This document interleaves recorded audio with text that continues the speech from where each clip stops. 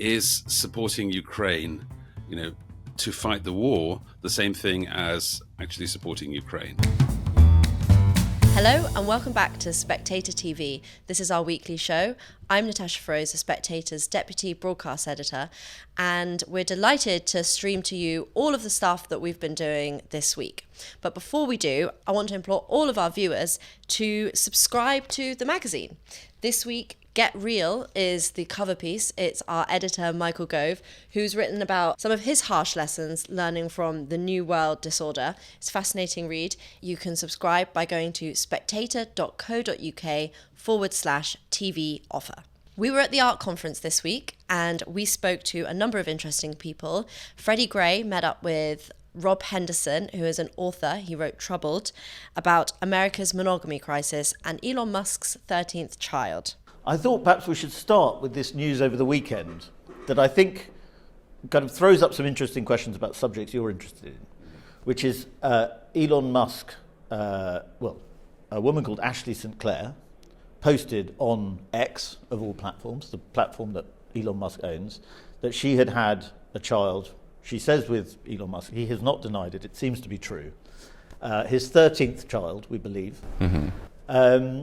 And I thought the reaction of different conservative commentators was quite interesting. Mm-hmm. You had the kind of Christian right saying, this is great, this is wonderful. Then you had other parts of the Christian right saying, hang on a second, what happened to traditional family values? Should we be happy about the fact that Elon Musk is sort of seemingly procreating at will?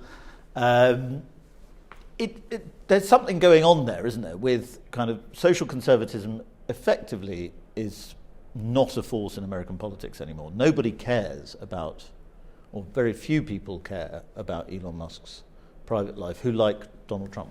Yeah.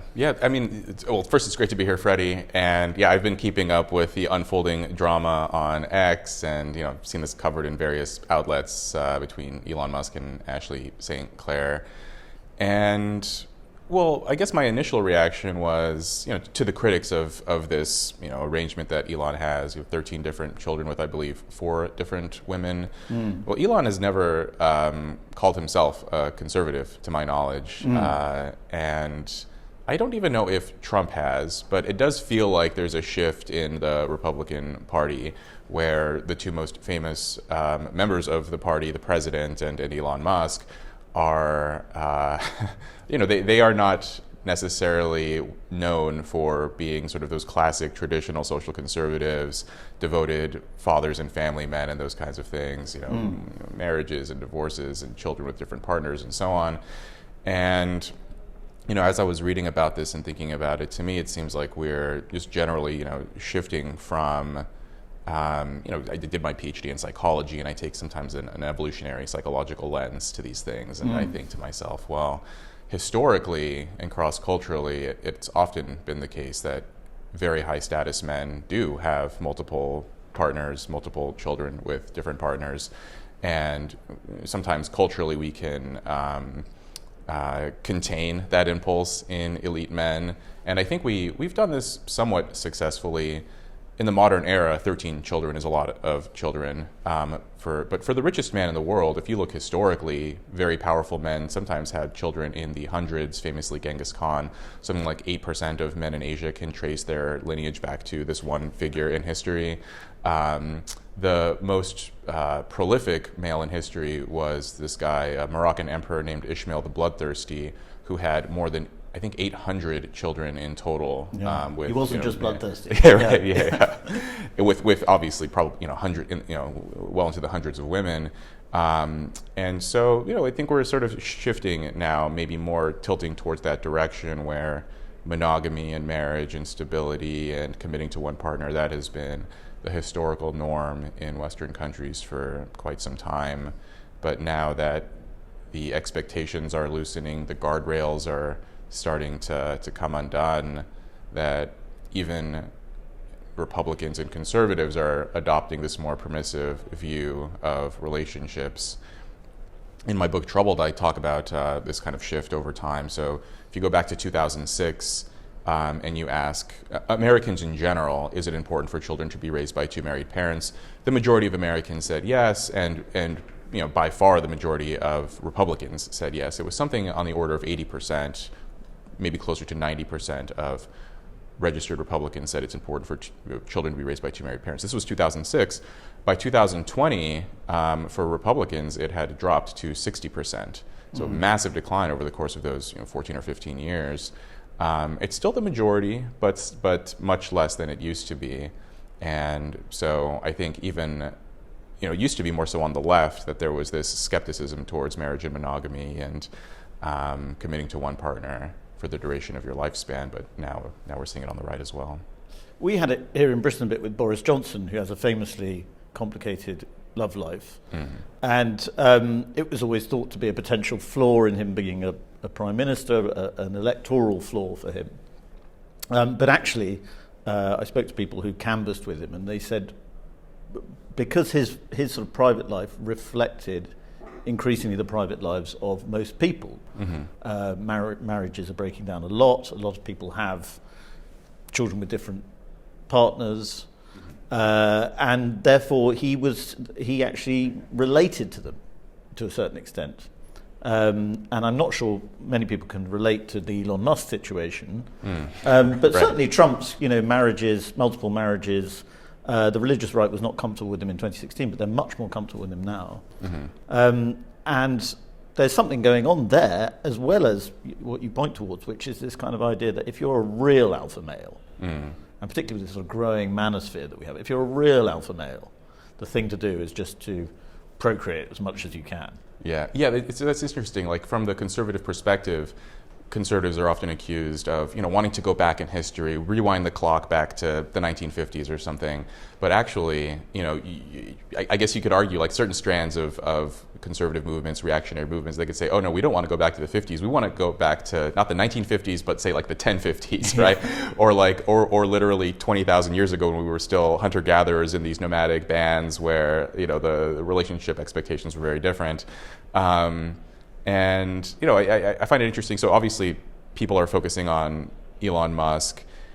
Less, I guess, responsibility seems to be placed on someone like Ashley St. Clair. I'm also curious about the psychology of, women who would, obviously Elon Musk is this famous figure. We know about his history and his relationships and how many children he has. And then also to volunteer to be the next mother of his next child. I'm curious about what's going on there as well. I'm thinking about this line from Steven Pinker in his great book, How the Mind Works. He's a great Harvard psychologist, and in How the Mind Works, he's talking about, status and sex and relationships, and he says that, very, this is kind of simplified, but he says many women would prefer to be the third wife of John F. Kennedy than the first and only wife of Bobo the Clown, right?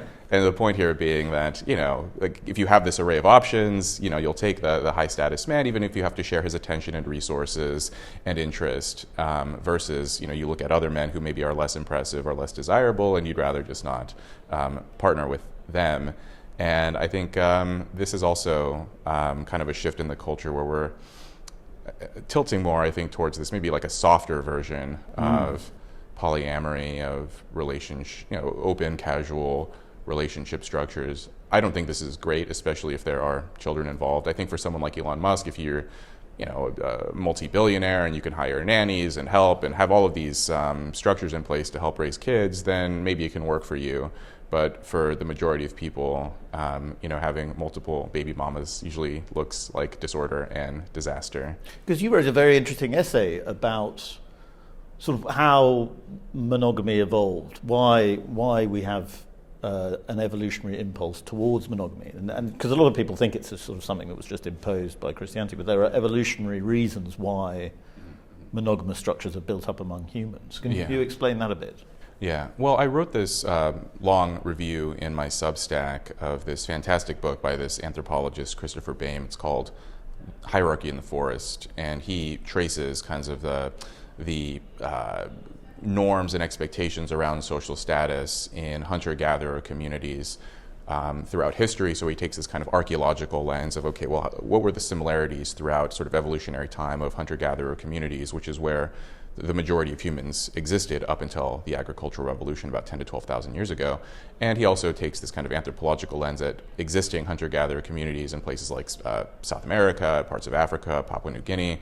And he basically finds that, drawing on all of this research, that if you look at pre-human history, before modern Homo sapiens, our ancestors had mating systems that were very similar to modern great apes like gorillas and chimpanzees and bonobos, where there was a lot of, from the human perspective, kind of promiscuous relationship structures, lots of sex with lots of different partners. Typically, the alpha male in these communities have way more partners than men who are not closer to the top of that dominance hierarchy. And then once Homo sapiens had evolved and we became these nomadic hunter-gatherers, there was this protracted period of monogamy. And this was in part because of warfare and because of hunting, that physically human beings are extremely unimpressive creatures, and the only way that you can support yourself and collect resources and food and build structures to stay safe and so on and so forth is with cooperation. And the only way you can get a large group of males to cooperate is if they don't feel like other males are monopolizing, the women and the resources and having sex with other men's wives and those kinds of things. And so there was this kind of implicit compromise that will develop this norm of marriage, and everyone gets one partner. And this helped to promote and sustain cooperation. But then up till about 10,000 years ago, during the agricultural revolution, we became stationary. We stopped having these nomadic hunter-gatherer tribes. Suddenly people could stockpile lots of resources and amass armies, and emperors could have lots of harems and wives and concubines and those kinds of things. And then you mentioned Christianity. So then about 2,000 years ago, the monogamous norm became prominent once again in Western societies. And that's been basically the expectation up until recent decades. And so it's very interesting. People have this, to me, I think, like kind of a narrow view of history of, Christianity is the reason why we're monogamous. But actually, monogamy predates Christianity by many tens of thousands of years. And so we have these kinds of swings in terms of our relationship structures. There's a kind of a flexibility there, but one of the points I make in my book and in other essays is, yes, humans are sort of behaviorally flexible in terms of their romantic relationships and so on, but the data are clear in terms of if you have children, how do you want them to flourish? Do you want them to be healthy and happy and secure and successful? And the research overwhelmingly suggests that having two married parents, especially during their early years of life, it's critical for their well-being. Yes. And that perhaps explains why when a story like this Elon Musk story breaks, which, obviously we shouldn't get too interested in, it's just one example of somebody having a child after all. But the reaction to it is very much about the child. Like the sensitivities are about the child. People don't want, don't think you should condemn Elon Musk. Most people don't seem to think you should condemn Elon Musk for having lots of children. Maybe a lot of people do, but in my feed anyway, it seems like everybody seems to be defending him. But the sensitivity is about, we must make sure this child is protected. And I saw someone accusing the journalists who were going to expose this story before she came out and declared that she had this child, that they were baby doxing.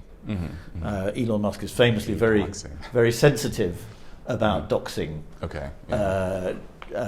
Of any sort. Doxing being revealing, as Americano listeners will know, because we did an episode about it, revealing someone's identity on the internet. But that is quite interesting, I think, because it's similar to the fact in sexual morality now. We are increasingly permissive, but the line has always been sex with children is not okay. Right. That is a big moral no-no still. Even though there were moves in the 60s and 70s, slight moves in Britain to try and loosen that, society always rebels against that. So that seems to be, with this story, you see children are protected. Children are given moral treatment in a way that other people aren't. Yeah. Would you agree with that? That sounds right to me. I think we do want children to be sort of safe and healthy, and there's all this discussion now around social media, Jonathan Haidt's work about what screens and devices are doing to kids. But I guess this is kind of a variation of that, of what's happening on social media, where the child has the child been born? I think so. Okay, yeah. okay. Well, 5 months. So there's an infant, and already the infant is famous before they could speak its first, or he or she could speak their first words. Yes. And already just did this inordinate amount of fame, which is probably not healthy.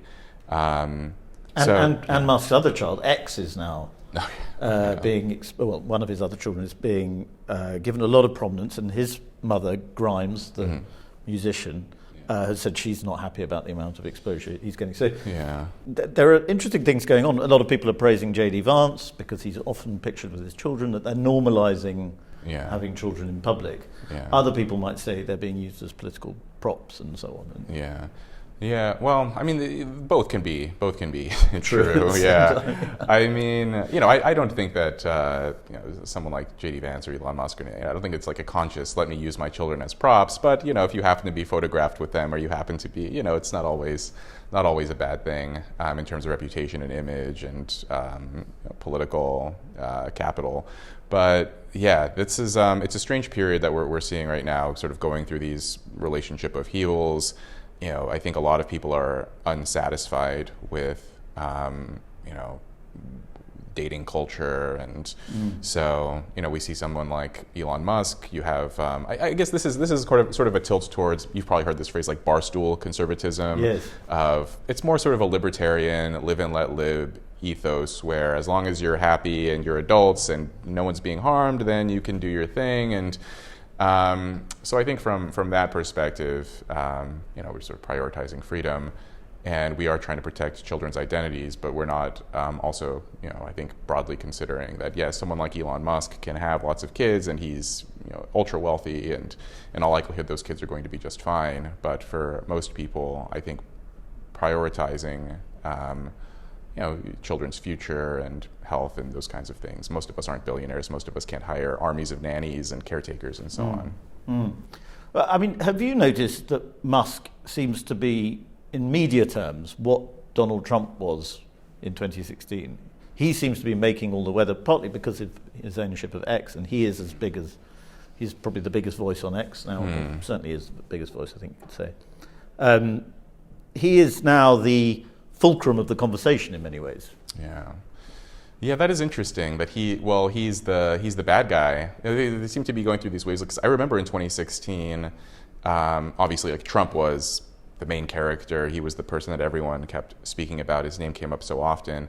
I think for a very brief period after the election, it was Mark Zuckerberg and Facebook spreading fake news, disinformation, or whatever. And so he was sort of the poster boy for bad tech elites. Who caused us to have Trump in the White House, and now it's Elon. Now it's Elon's fault that we have Trump, and now Elon is sort of all in on the Trump presidency.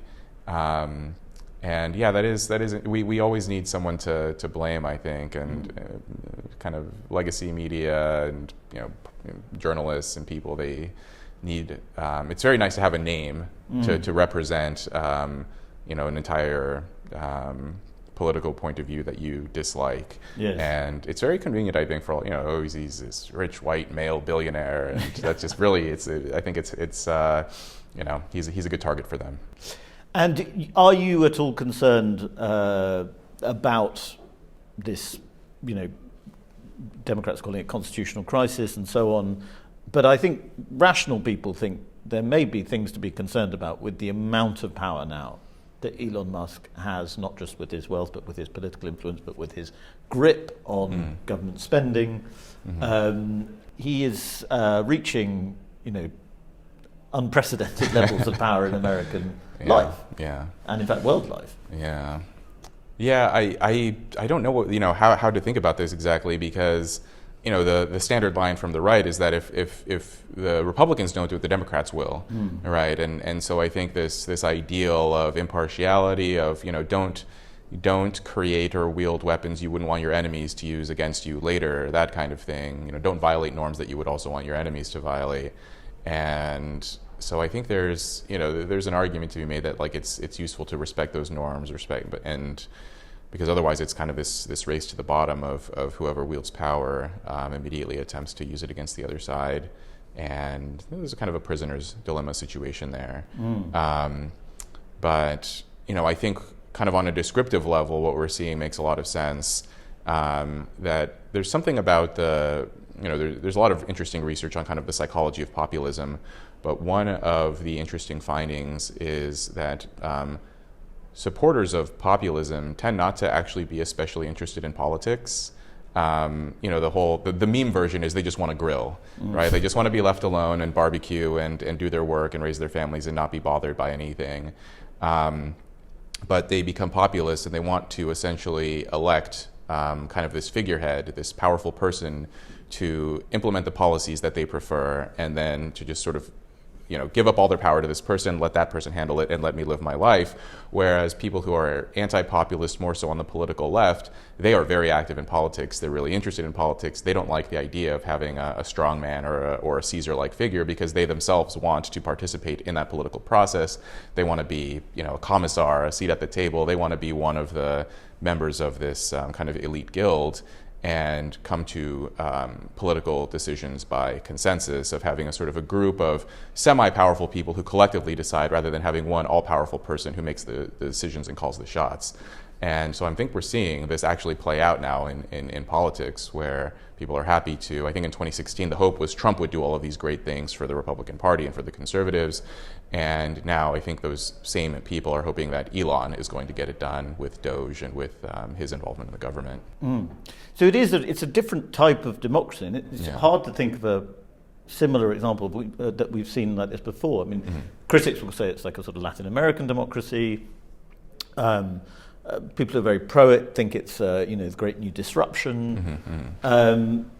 But it's not what has come before, and a lot of voters like that, because they do associate Washington with sclerotic governments, with inability to get anything done, with waste and so on. And Trump and Musk, between them, are tearing it all up, and people like it. Yeah. Well, I think this has been the desire for, at least since, I'm old enough to remember, so the first election in which I was old enough to vote was Obama in 2008. And I remember people wanted to vote for him because they were hoping for change, which is like that was his whole campaign slogan.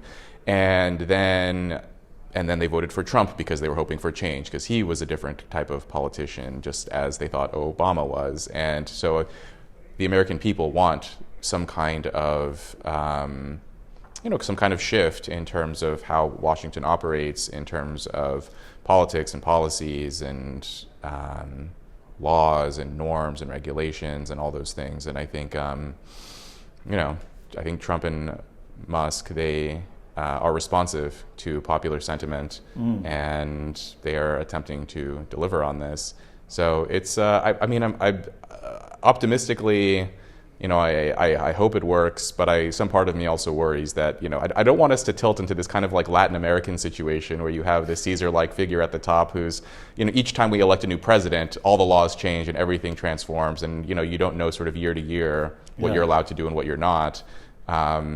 So I think, American norms are very strong. I don't think we're going to, veer into that catastrophic outcome, but I can see things potentially spiraling in that direction if we're not careful and if we don't respect those norms. So, well, Trump famously joked last year that he was going to be a dictator on day one. Yeah, and he was going to drill, and then move on. But I would say perhaps the way his administration thinking is that they will be, Caesarian, Latin American to a certain extent, for the first 100 days. Okay. That's what this breakneck speed is all about. Do absolutely everything they can the first 100 days, on the assumption that by the time they get to the midterms, things will have to slow down and the normal chugging up of government will happen. Am I right? Do you think I'm right in thinking like that? Or? That's interesting. I hope you're right. And yeah, I mean that sounds right to me. It could also just be not only is Trump and his staff, they are moving at a breakneck speed, objectively speaking, but then also the media has an incentive to cover it, and I do wonder how much of what we're seeing is what's actually happening versus sort of media amplifying and making it seem sort of perhaps even bigger than it really is. Whereas, as the news cycle moves on and media interest shifts, that not only will Trump slow down, but media coverage will slow down, and things will kind of move back to a more steady state equilibrium. And I wanted to get through this podcast without saying luxury beliefs, because I know you've got to talk about it later. But I don't think we can really, because when you were talking about that group of people who now find themselves disempowered by this new power structure that Trump and Musk are bringing in, they are the people who hold luxury beliefs. And it's before holding luxury beliefs was a way to get ahead. In this new world, if it is as radical the change as it seems to be at the moment, that might not be true anymore. Yeah. Well, that might be true in terms of government and in terms of policy, although I think there's kind of an upper bound as to how much they can change things there. But in terms of culture, I mean, elite college graduates, members of the elite who generally tilt more in terms of Democrats,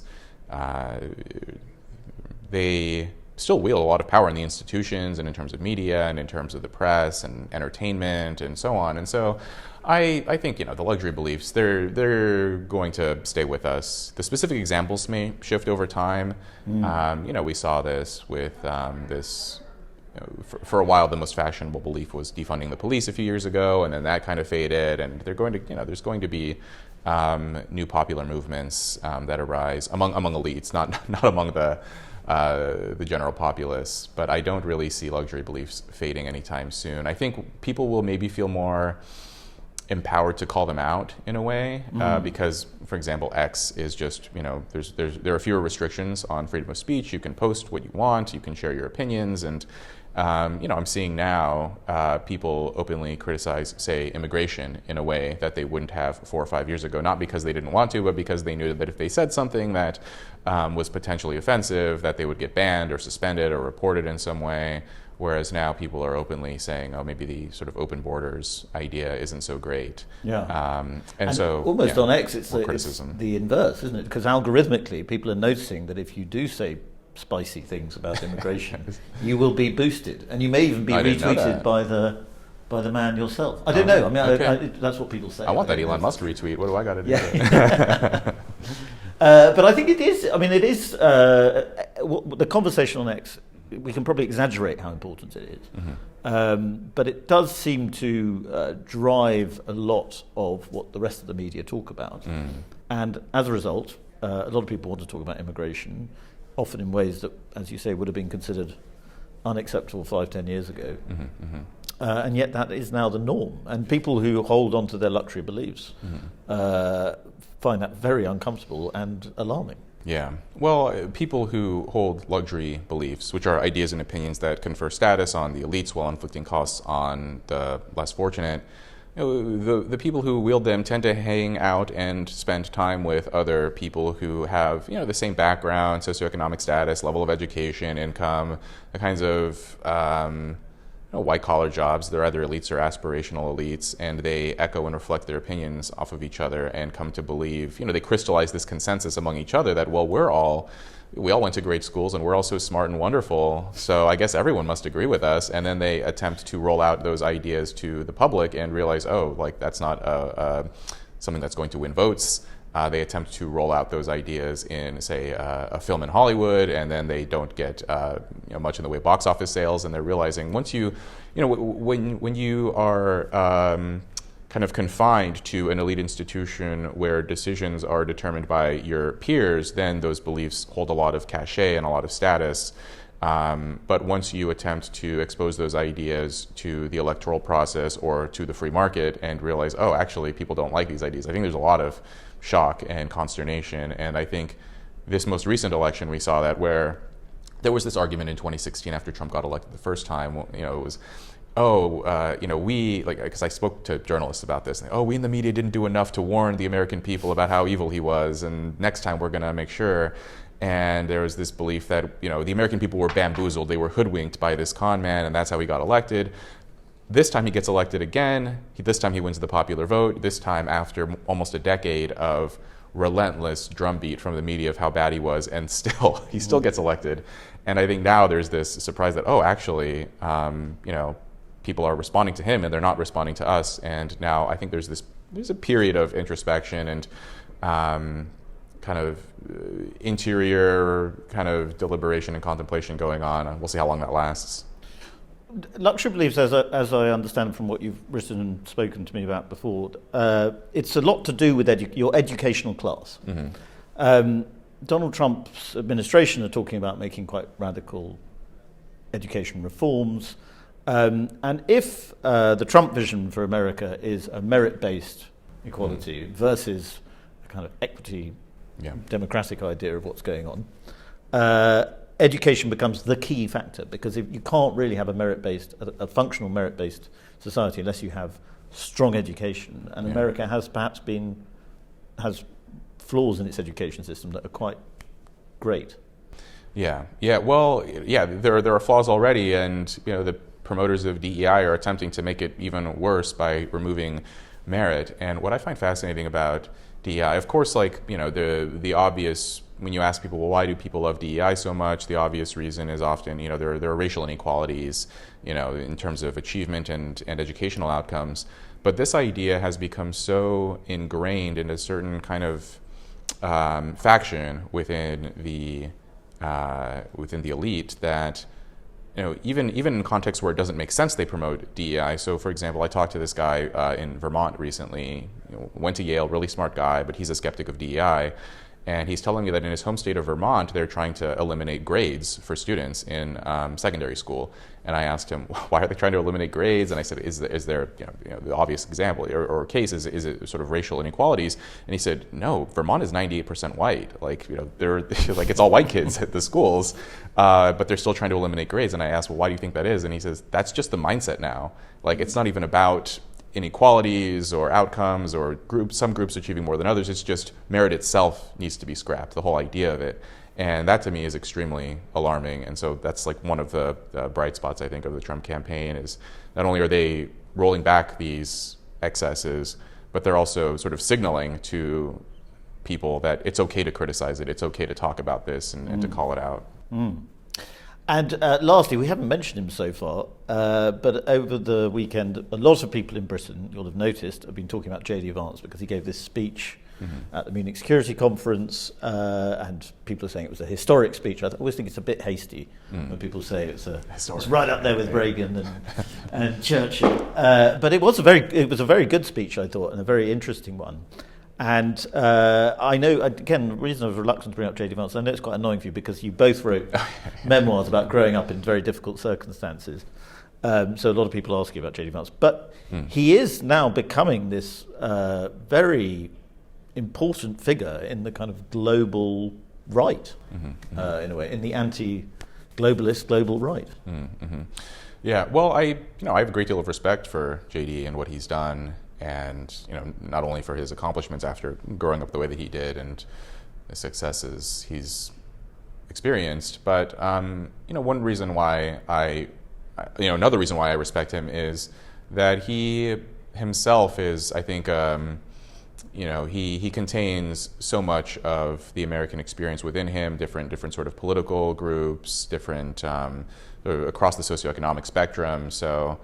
He grew up the way that he did. He can connect with the working class. They can relate to him. He went to elite schools, and he can relate to people that way. And he understands ordinary people, but he also understands elites. And so he sort of has this foot in both worlds, which I think that gives him kind of a breadth of perspective that a lot of other politicians don't have.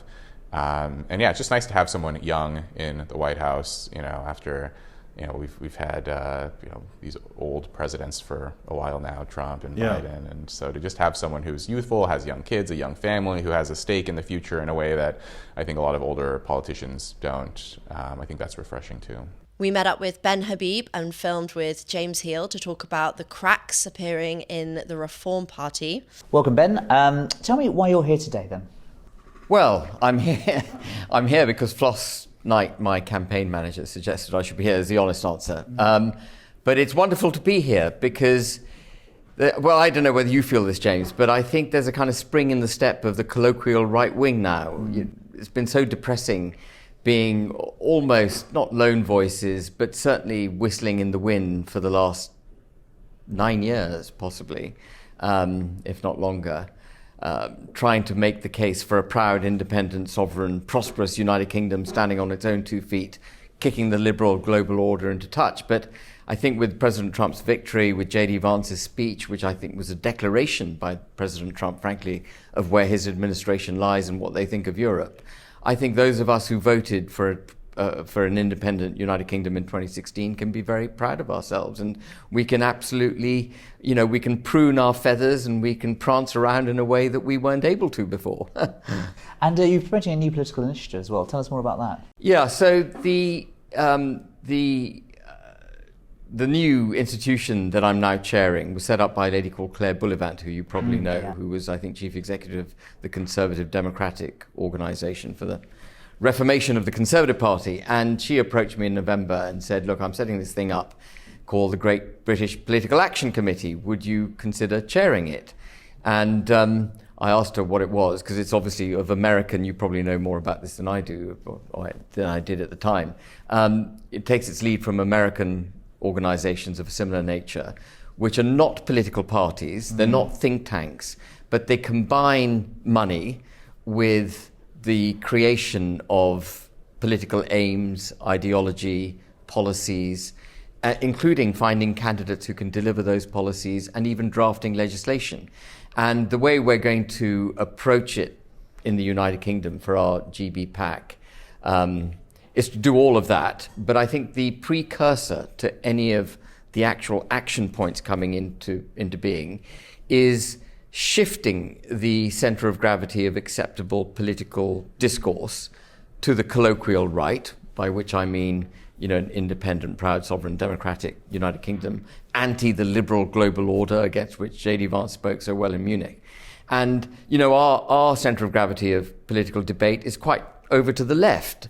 Our politicians, including particularly the leaders of the various centre-right, right-wing parties, are cowed by the, what is the acceptable, not acceptable, the established centre of gravity of acceptable discourse. They're cowed by it, and they try to tend towards that centre of gravity. So what we need to do is move that over by working with fearless thinkers, and we've got an advisory board that we're putting together, which include Lord Greenhow, Daniel Hannan, James Orr, if you know who I mean, David Rhodes, and others, who are great thinkers, intellectually at the forefront of our movement, and they speak fearlessly. And through their support and the way that they, sell the message, as it were, we hope to move the centre of gravity to the right. And then, having done that, people like Kemi, Nigel Farage, including Nigel Farage, by the way, who you may have noticed is slinking off to the left as he pursues power, they can feel comfortable actually saying what it is that they mean.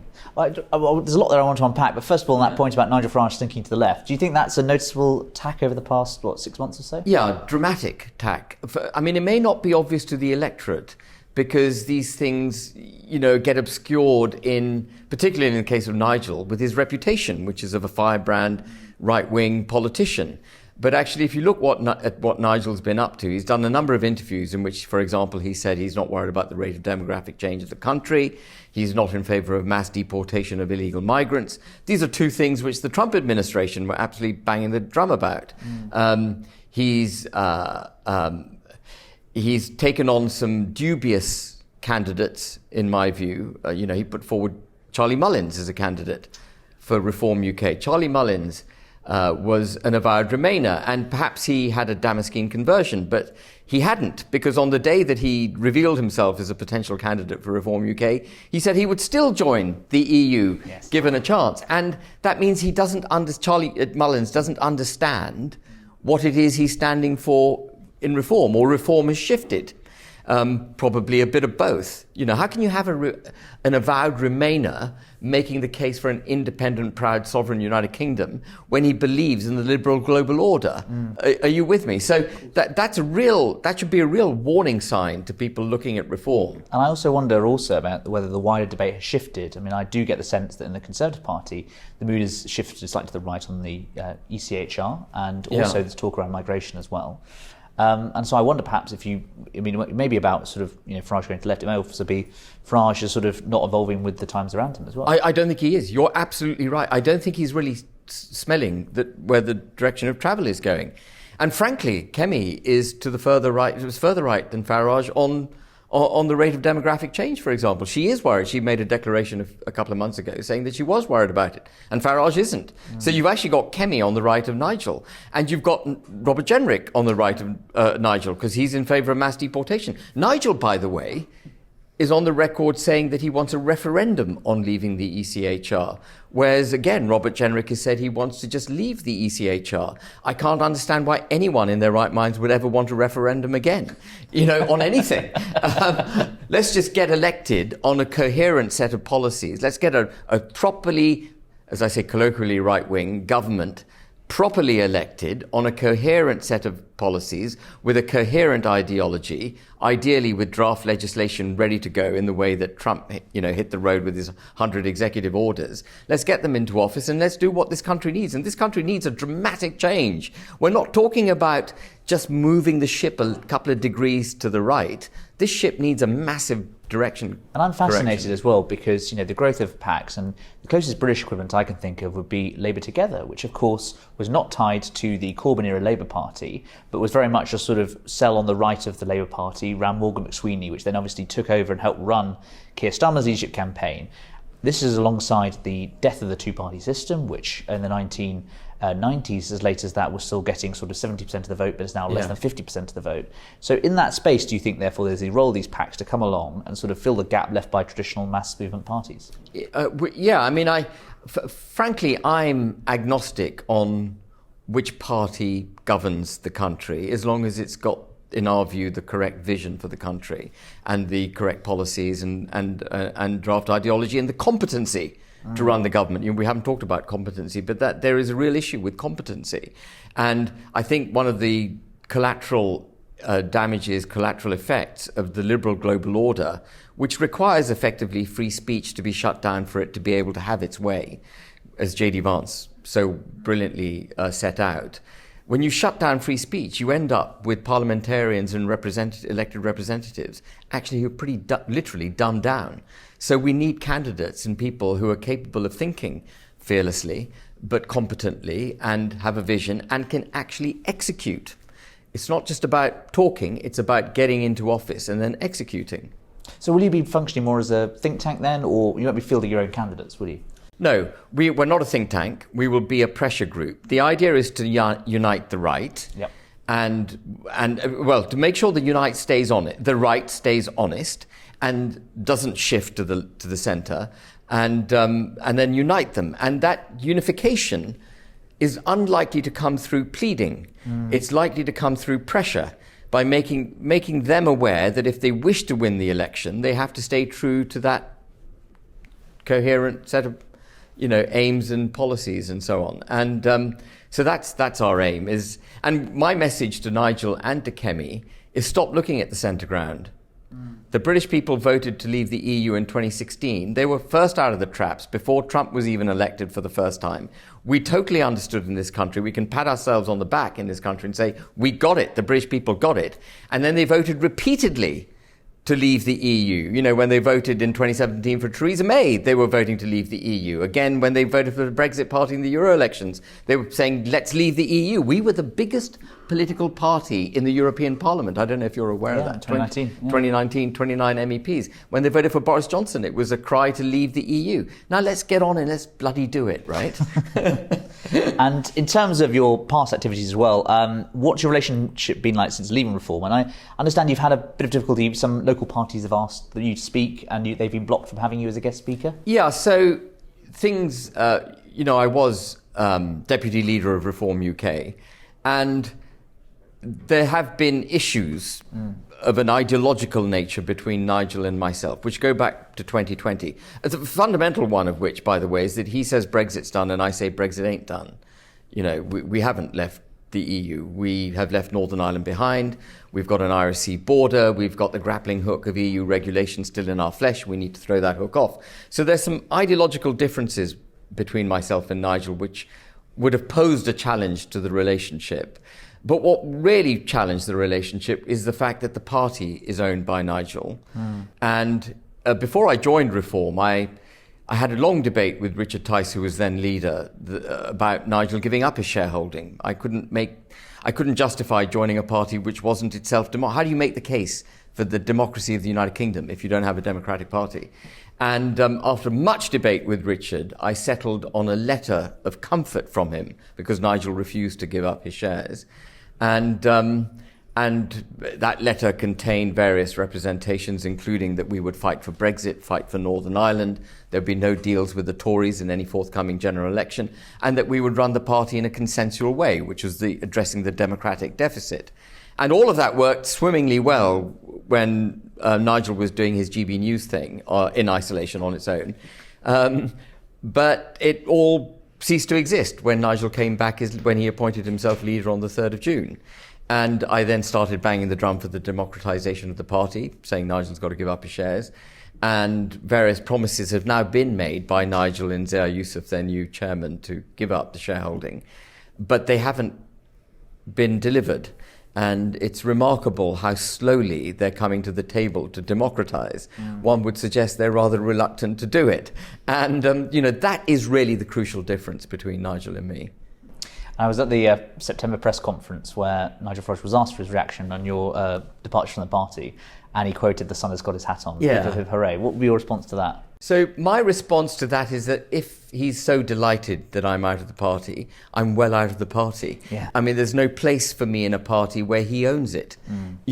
I could have remained in Reform if it was a bigger beast, if there was a genuine set of checks and balances on the leadership, a mechanism by which views other than his own could be accepted or at least entertained.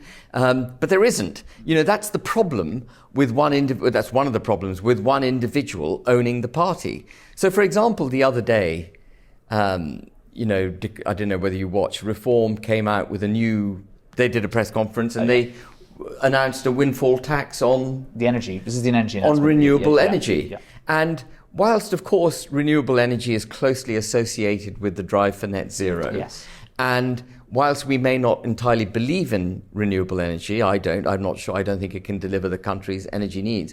I can make no case for taxing on a windfall base, in other words, attacking a source of energy.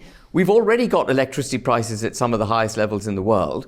Why would we attack a source of energy? And it was a great example of bad thinking, and which couldn't happen if you had checks and balances on the leadership and a broader array of deep, capable minds debating the subject before the policy was announced. Well, with your pack, we look forward to seeing those deep thinking minds. Thank you. What's happening over the next 6 months? Just give us a quick overview of the... So we're broadening our advisory team, our advisory board, and we've got people on it, as I've just mentioned, but we want to go bigger and broader, and we're talking to lots of people. There are lots of people who've accepted, and I won't give you a long list of names, but there are a lot of people who have accepted. Once we've got them on the website, once we've shown the world who we are by the people who are, associated with us, then we will be banging the drum to get money. We will also be looking westward across the Atlantic and looking at our cousins in Washington for their support. And we are completely ideologically aligned with the Trump administration. Everything that Trump did on his first day in office, everything J.D. Vance said in Munich, I completely agree with. And I hope that we can bring some of that pizzazz to British politics. The writer Melanie Phillips and Michael Gove discuss her new book, Why Only Jews and Christians Can Save the West. Melanie, it's a pleasure to talk to you about what is, of course, a chilling range of challenges. What prompted you to write the book? Thank you so much, Michael, for talking to me about this. I have written, as you may know, about the onslaught, as I see it, on the key building blocks of Western civilization and its values for many years. And thinking about this, I came to the conclusion that the essence of the onslaught was the attempt to eradicate the foundational core values of that civilization, of the West, which are basically biblical values. And those values, as we know, those biblical values are enshrined through Christianity. The foundational creed of the West. But Christianity itself didn't come from nowhere. Christianity itself rests on Judaism. And it seemed to me, thinking about it, that people didn't really understand that those core values that virtually everybody who rates the West holds dear, including people of no religion, things like the stress on personal responsibility, conscience, building of community, rule of law, emphasis on justice, and the development of science and the power of reason in society, and these and other characteristics that we all kind of take for granted. That it seemed to me that many people, including many Jewish people, didn't realize that these things actually were revolutionary concepts introduced, first of all, by the ancient Israelites. They were embedded in Judaism and mediated through Christianity. They became core values of the West. And I was thinking about the fact that so many people in the West had turned against the Jewish people and the state of Israel, record amounts of anti-Semitism for many, many years building up over time. And this was all. This was the sort of conclusion I was coming to. That it seemed to me that if the West actually wanted to survive, and if it wanted to stop itself from going off the edge of the cultural cliff, which for many years I had been saying it was doing, then it could do much worse than, and it would be well advised to, take advice from the Jewish community and from Judaism for two reasons. First of all, Jewish values are at the core of the West, and if the West is going to survive, it has to reconnect to those core values. But secondly, and most important, it seemed to me, what Jews do above all is their sort of unique selling point is cultural survival. Against the odds. Against the odds. Jews have, the Jewish people has survived every conceivable thing that could be thrown at it for many, many centuries. Any one of those things would have felled other cultures and civilizations. But nevertheless, the Jewish people has survived, having taken grievous losses over the years. But nevertheless, it has survived and thrived. And every culture that has tried to destroy it has itself disappeared. So I thought to myself, clearly, the Jewish people and Judaism itself contains a kind of secret source for cultural survival.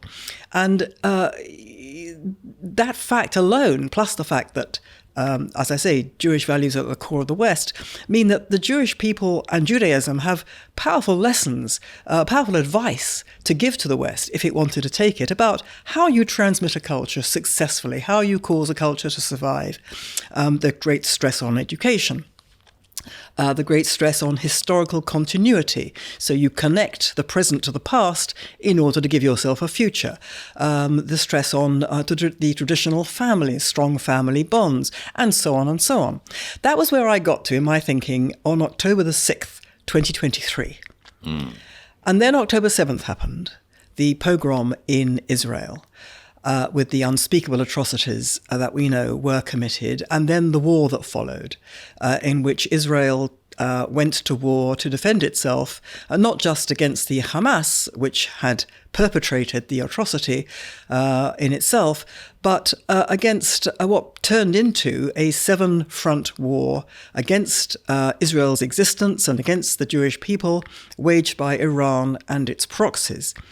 And what was so shattering after that shattering blow of the October 7th pogrom was the reaction of the West. Yes. Because one would have expected a civilized world to have understood that Israel had no option but to do what it did, to go to war in defense against this genocidal agenda.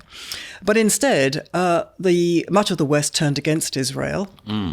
Represented its entirely just war as a war of aggression, accused Israel completely falsely of war crimes, of starving the Gazans, not allowing in humanitarian aid, of killing too many innocent people, including children.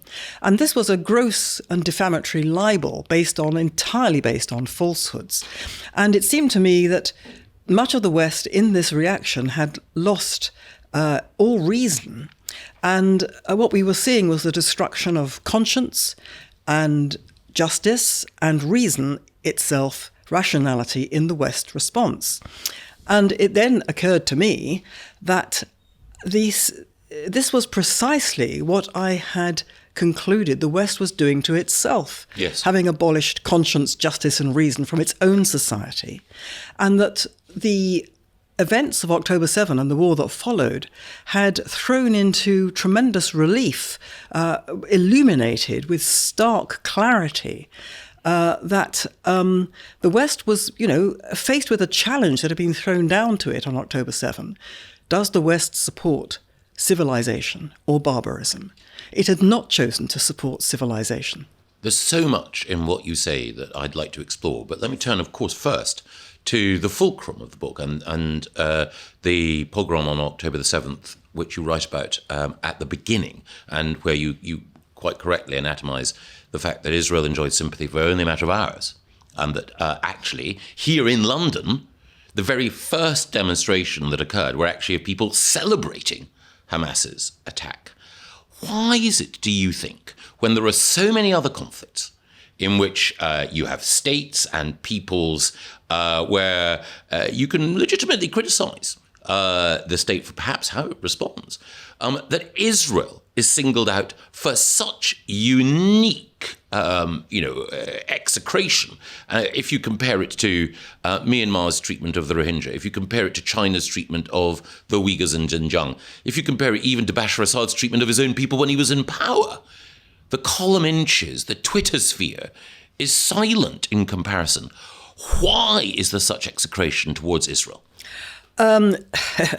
It's a question that I've wrestled with for many years, because this animus against Israel has been the case for many years. And it's not just an animus, it's, as you say, it is a unique animus. There is no country, cause, people or culture in the world which attracts the nature and scale of what is directed at Israel, a campaign consisting entirely of lies and falsehoods and demonization, a campaign marked by obsessional hatred, a campaign marked by a degree of paranoia.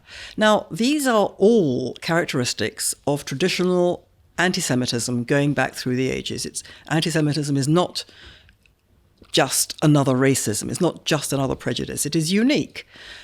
Unique in the double standard it employs, unique in the irrationality, the deranged nature of it, the complete departure from any kind of reason, the obsessional nature of it, the almost supernatural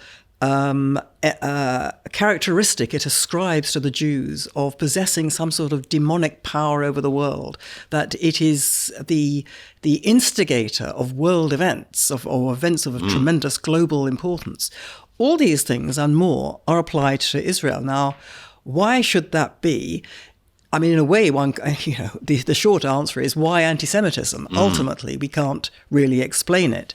But one can certainly explain this animus against Israel in some terms. For a start, it is all part and parcel of a liberal, sort of left-wing liberal consensus about the world in general, in which the world is divided into the powerful and the powerless. Yes. The white Western world is considered to be powerful and therefore can never do anything good. And the non-white developing world is considered to be powerless and the victim of the powerful West and can never do anything wrong. Right. So any bad deeds that the developing world does must be the West's fault, because the developing world is simply responding to oppression and is defending itself and resisting. And Israel and the Palestinian Arabs falls into that paradigm. Because Israel, of course, is a land originally formed of refugees, people literally fleeing ethnic cleansing and genocide. Anyone who visits Israel will see that it's diverse in terms of people whose families had come from Africa, from the broader Middle East, from Europe, from generations beforehand. But one of the things that I sense, and I think is reflected in your book as well, is that for many on the radical left, they can't stand Israel's success because Israel, it cleaves to the values that you write about. So while not everyone in Israel is religious by any means, it is a state that stays true to Jewish values. But also more than that, linked to that, Israel has free speech. It has free markets. It has democratic institutions. So it's recognizably in the Western tradition. And if you're one of these people who believes in the importance of decolonization and the evils of imperialism, how can you explain that a country of refugees is so conspicuously successful when all around it there are countries blessed with material wealth that are nowhere near as successful? So it's such a standing rebuke to a radical left worldview that it inspires hatred and envy. Yeah, and I think that's absolutely correct, but I think it's even more fundamental than that. It's not that the country is composed of refugees, which I think so grates on the Western liberal mind. It's that it's a nation state, which is an ethnic nation state in this sense that it's a Jewish homeland, it's a Jewish country, it's a Jewish state. Now, it contains other people, it contains Arabs and people of all religions and none. They are all equal citizens. If they're Israelis, they're all equal citizens, they have equal rights. But the fact is... And there are Arab representations in the Knesset, in the Supreme Court and so on. Exactly. But the fact is that it is considered to be by Israel. Israel considers itself to be, the Jewish homeland. And to the Western liberal mind, which has held that the Western nation state, and for these purposes, Israel is part of the West. The Western nation state is fundamentally illegitimate because, first of all, it's the West, which is all powerful and therefore all bad. And secondly, the nation state is held to be the source of bad things, prejudice, war. If you didn't have the nation state, you wouldn't have wars between nation states. I mean, the idea that, nations lead to nationalism and nationalism led to Nazism. You wouldn't have had Hitler and Nazism if you hadn't had nationalism. You wouldn't have had nationalism if there was no nation. And therefore, if you get rid of the nation, you don't get Hitler. It's as stupid as that, but nevertheless, a powerful way of thinking, which basically holds that the brotherhood of man is the template we should be aiming for. But it's one of the features of our time, and something you've written about in the past and also reflected in this book, that there is, again, on the radical left, a desire to get rid of all sorts of borders. Not just the borders of nation state, but the borders between right and wrong, the border between man and woman, and the idea that you have this radical cultural relativism in which the wisdom of the ages is swept aside, and the only thing that matters is a war between those who are alleged to have power and privilege and those who want it and want to overthrow it. And in so doing, it's endless destruction. That's absolutely right. And furthermore, this worldview is not only, in my view, fundamentally wrong-headed and leads to really, really bad things. But the really terrible thing about this worldview is that it's the people who hold it are, basically liberal, progressive types. And they hold these views because they think of themselves as liberal progressives and therefore are good people. They're good people because they believe in good things like the brotherhood of man, like the eradication of all hatred and prejudice from the human heart, like the end of war, and so on and so on. And as a result, anybody who challenges that is not just wrong, but evil.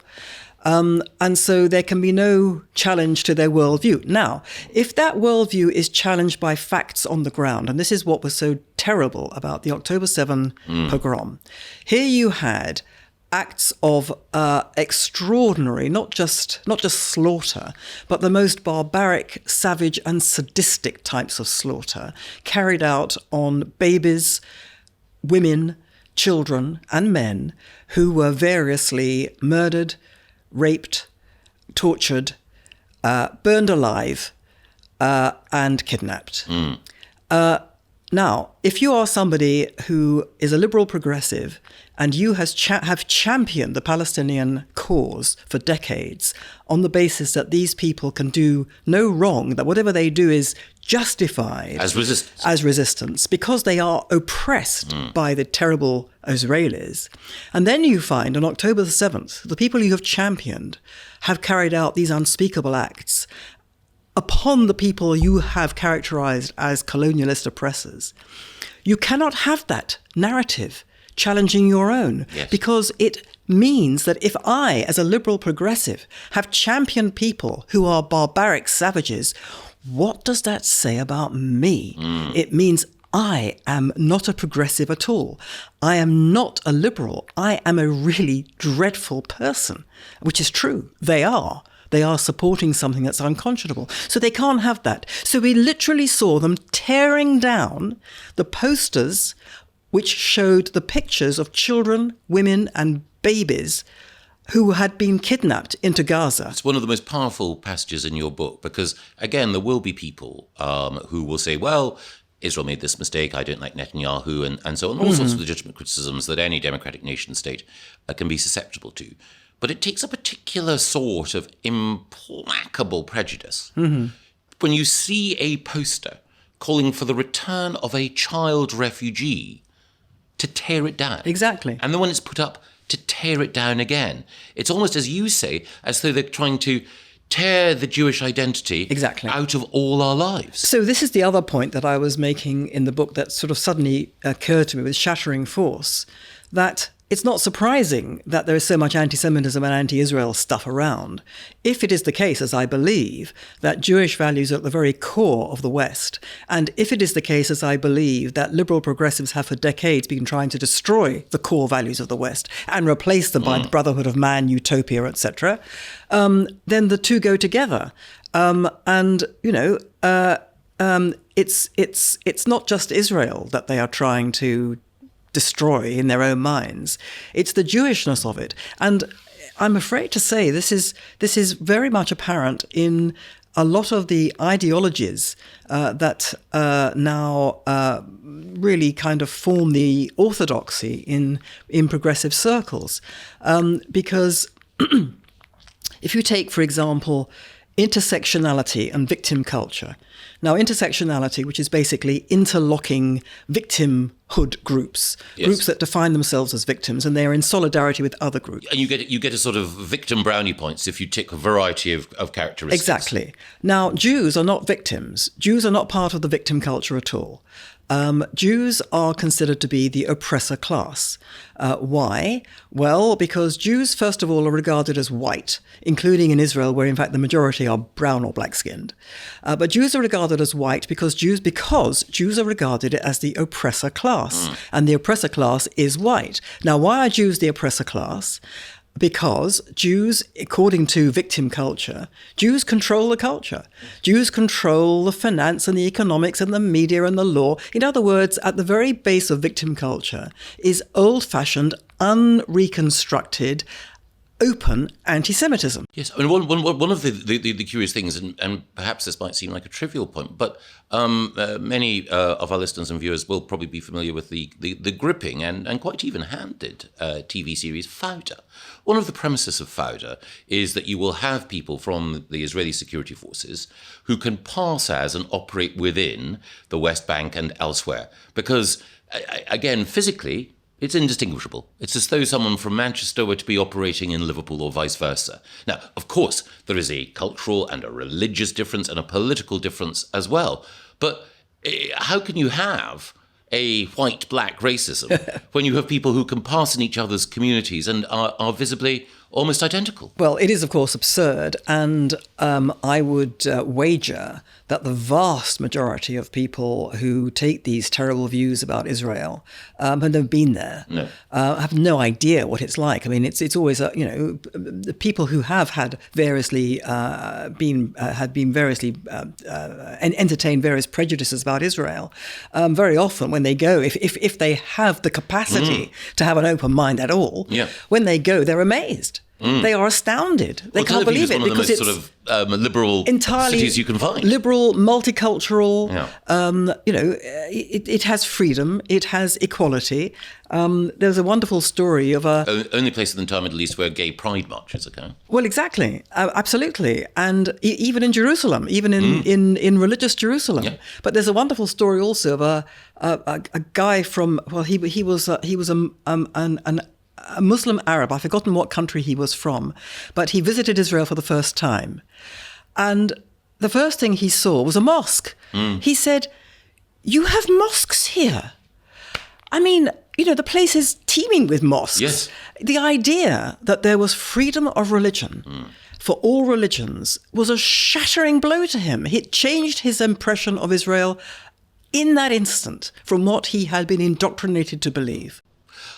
You draw in the book a very powerful link between Judaism and Christianity. And of course, Christianity couldn't exist without the moral reservoir of Judaism, the history of the kings and prophets in the ancient land of Israel as recorded in the Old Testament. There have been writers, Larry Seatentop and Tom Holland, who've argued that broadly Western morality, respect for the individual, freedom of conscience and so on, are rooted in that moral tradition. There are others, like, for example, Richard Dawkins and others of the New Atheists, who would say, yeah, that's all very well, but you can construct a robust moral framework without all of that superstition. Do you believe that it's possible to have a sort of liberal humanist philosophy which is fair and decent and enduring without drawing on that religious heritage? No, and not at all. The idea that these values that we all share, that we all respect and admire and value. Pardon? The sea in which we swim. Indeed, the idea that those values are kind of universal, imprinted upon our DNA, or came to us from the Greeks. This is all complete nonsense. They are not universal. Most cultures don't have them. The reason the West is the West, and the reason that science, modernity, and civilization came from the West. By civilization, I don't mean, the characteristics that made Western civilization. I mean the kind of values that we think are civilized, yes, which is treating everybody treating every human life as equally important to any other human life, regarding the equality of women as absolutely axiomatic, and all kinds of things like that. These things are particular to the West, and they derive in large measure, the most important ones derive specifically from Judaism and Christianity, without which they wouldn't exist. And the proof of the pudding is in, I'm afraid, the indigestible eating that we're now indulging in, because we have kind of said as a culture, God is dead. And so we're all now going to be liberated in order to do our own thing, which is going to make us happy. And we're going to get rid of obscurantist, rubbish, superstitious mumbo-jumbo. And consequently, we're going to be entirely rational and live in a wonderful age of reason. Neither of those things is true. We are having record amounts of unhappiness, especially among young people, record amounts of psychological distress and acting out of all kinds. And I think when you boil it down, and I go into this in a bit of detail in the book, referring to various experts who've analysed all this, much of it is to do with a loss of meaning and purpose in life. The Dawkins view that we're all, random accidents of the universe, whirling through space as, sort of sacks of atoms, whirling through space, and with our, consciousness being just the sort of, the accidental activities of synapses. I mean, this is a terribly debilitating thing to live with. The idea that we are not the idea that we are passive, random objects, playthings of electric impulses, playthings of everything. So playthings of fate. It means that we don't actually have power over what we can do. The idea that, if you take away moral responsibility, you're happy. Well, you take away the power of choice. You take away power over your own life. And consequently, you become powerless and tremendously frustrated and tremendously unhappy. So the idea of happiness following from this is rubbish. It's not true. The idea that we are now rational is also not true. We are living through, having got rid of God, people are turning to belief in conspiracy theories, Yes. Unidentified flying objects, witchcraft. Witchcraft is a tremendous growth industry. Yes, because there are all sorts of whether it's people seeking enlightenment through ayahuasca in Latin America or people rediscovering neo-paganism through the Green Movement or whatever. The G.K. Chesterton point, I think probably one of the world's most famous cliches now, when people stop believing in God, it's not that they believe in nothing, they believe in everything. That seems to be manifest in the way in which there's this sort of confusion, this soup of belief. Yeah, so this idea, coming back to your original question, the idea that, we can just, there is nothing particular about the source of these values that we all cherish. We can all make them up as we go along. It doesn't work like that. No. One other thing related to that is for some people who are, again, honest, principled liberals, they would say the key thing to do is to free individuals from restraint, that self-fulfillment is the highest good. And, this goes back to the utilitarians, maximizing utility for me or for society. But one of the lessons, again, that you bring out about religion is that there's an element always of restraint and sacrifice rather than a race towards self-fulfillment. And you see that in Christian notions, but you also see it embedded very strongly in Judaism, in the importance of the family, the importance of education, the importance of putting the next generation first. And even for people who are not necessarily very spiritual, the importance, for example, of the Sabbath and Friday night dinner. It's a way of making sure that a ritual, which may seem irrational, why should I spend Friday night with my family when I can go out and have fun elsewhere, actually acts as a glue for families, for the faith, and also provides an anchor across the generations in helping to enact the principle of thinking about others first and then finding fulfillment through that. Well, that's absolutely right. It's the way that communities are built. Communities are built on duty and responsibility and looking after each other. They're not built on selfishness and self-centeredness. But, it's been absolutely axiomatic, thanks to Freud, among other people, that, the route to happiness is through releasing what's inside you from all outside constraints, all outside authority. Now, at a personal level, I think this doesn't actually make you happy and fulfilled at all, because I think that an important element in having a meaning to your life is to meet challenges. Now, you may actually fail some of those challenges, which is unfortunate. I would not wish to inflict disappointment or unhappiness on anybody. But nevertheless, the idea that you can go through life without challenges, first of all, is untrue, because there are always challenges. Now, we have... because we have a rights-based culture, which is basically a culture of demands. What the individual wants is what the individual gets. It has followed from that we have tried to erase challenges. So many years ago, as I'm sure you know, and as I wrote a long time ago, the education system decided in its great unwisdom that you would basically stunt a child's growth if the child felt he or she had failed to surmount the hurdles placed in front of them. And consequently, you had to get rid of basically the idea of excellence, because not everybody could be excellent. And you had to basically, in the words of the book that I once wrote, the title of the book I once wrote, all must have prizes. Yes. So we removed all obstacles.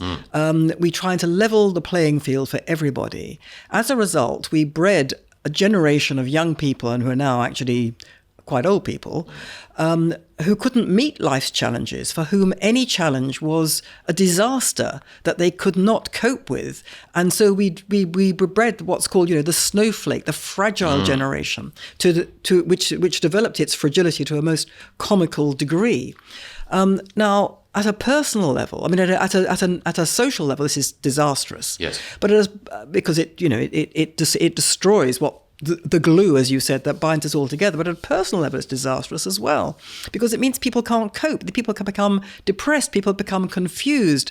Without boundaries, a child cannot thrive. And works like The Coddling of the American Mind and works by Jonathan Haidt have reinforced that point as well. Yes. It's a paradox that for freedom to really thrive, you need boundaries. And talking about boundaries and borders, one of the other points that you bring out is that there is a natural, not hierarchy, but there is a natural way in which affection and solidarity and sacrifice are expressed. So naturally, all of us would feel that we were prepared to make a sacrifice for our family first. It would seem unnatural to prefer someone else's welfare over those nearest to us. And then that goes out to community, and then to nation.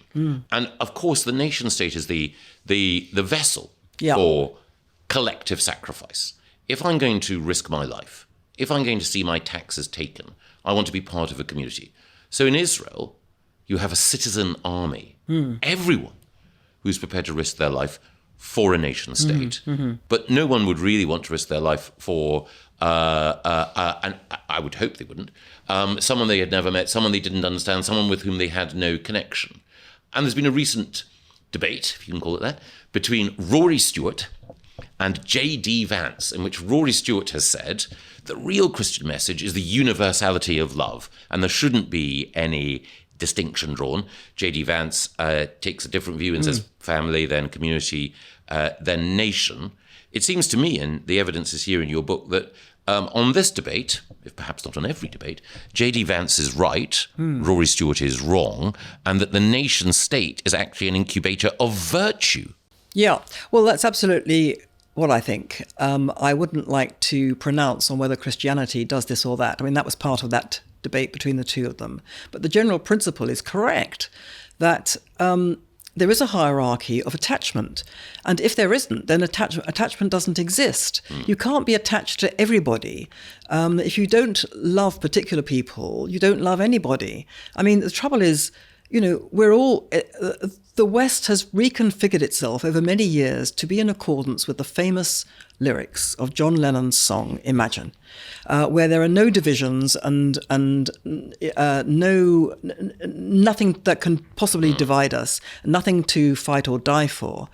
And as has been said, that far from producing a kind of utopia in which, kumbaya, we all live with each other in peace and harmony, it leads straight to the Gulag and Stalinism and Pol Pot. Yes, it's another boundary in a way, isn't it? Because for the Judeo-Christian tradition, heaven is separate from earth. Oh, well, yes. And if you try to create heaven on earth, if you are a utopian, then almost anything is justified in pursuit of that. And it's those who try to create heaven on earth, whether the utopians of the left or the far right, who actually wreak the greatest havoc. Yeah, well, this is always the problem.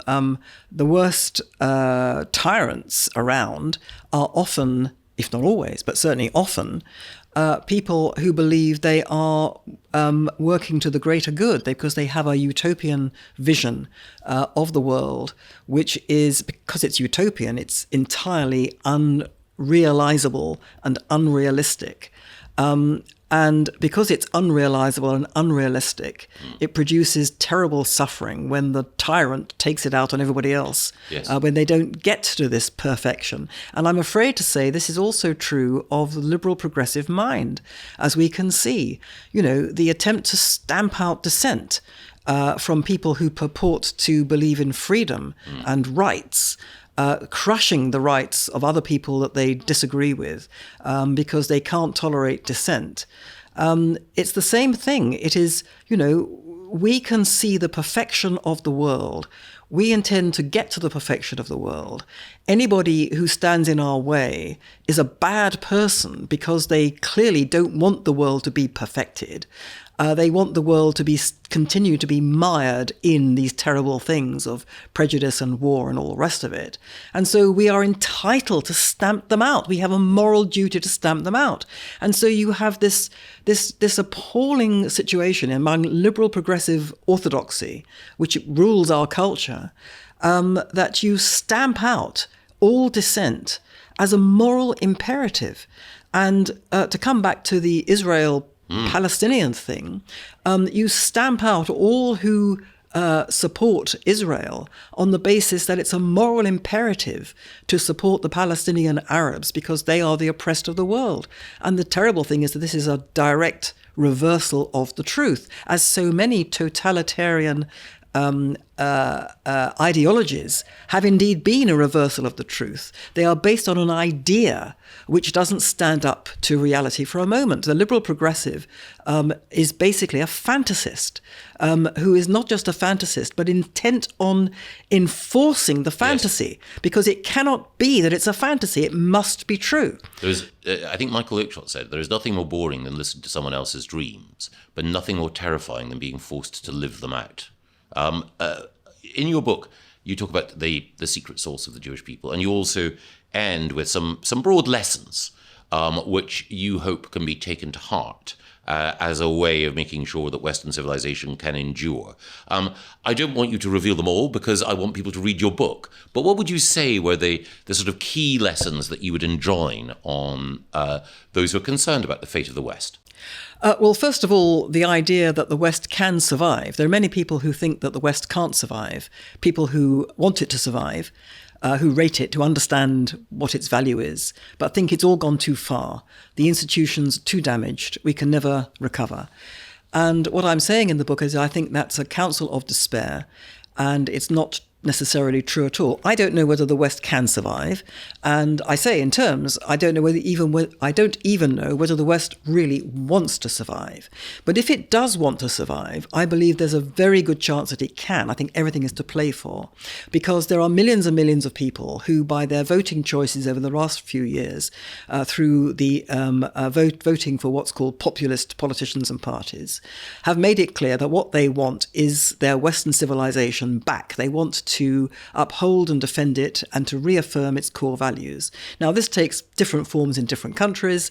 We may variously not like at all some of these populist so-called politicians and parties that are coming up. But nevertheless, they are being propelled into the forefront by what I take heart in, which is the desire of millions of people in the West to reaffirm the West. Now, what I'm saying in the book is that the old divisions that we used to hold dear, insofar as they ever were valid, are no longer valid. What do I mean by that? Divisions between, say, left and right, between women and men, between black-skinned and white-skinned people, between gay people and straight people, or between one religion and another, or between people of a religious bent and atheists, people who are entirely opposed to religion.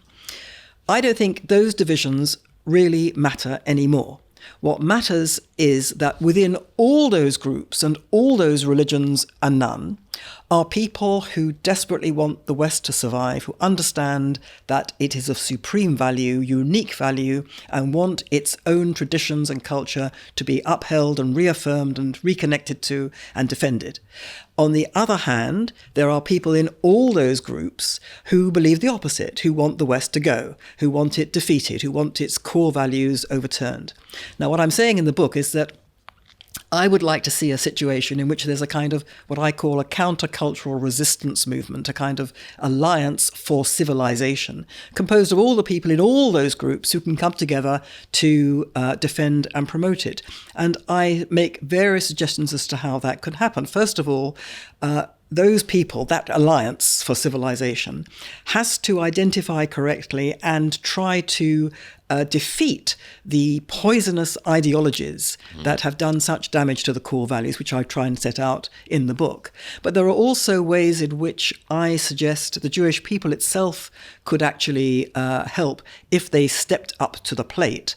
They could actually help connect the churches, particularly the liberal churches, which are doing a very poor job in reaching out to people who I believe are in spiritual distress and in need of a meaning to their lives. I think, one of the lessons that Judaism teaches is that, the idea of religion is very different from the Western idea of religion. Western idea of religion, of faith, is really a kind of private communion between the individual and the Almighty, mediated through a church. But it's to do with dogma. It's about what you believe.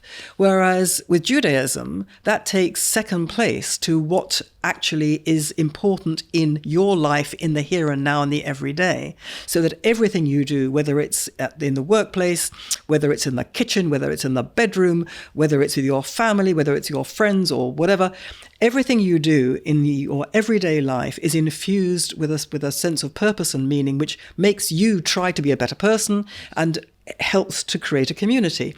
Now, this is very attractive, I think, to people, to make them, to connect them to a way of life which would actually give their lives meaning and purpose, and make them actually fulfilled in a way that our rights culture has made them unfulfilled.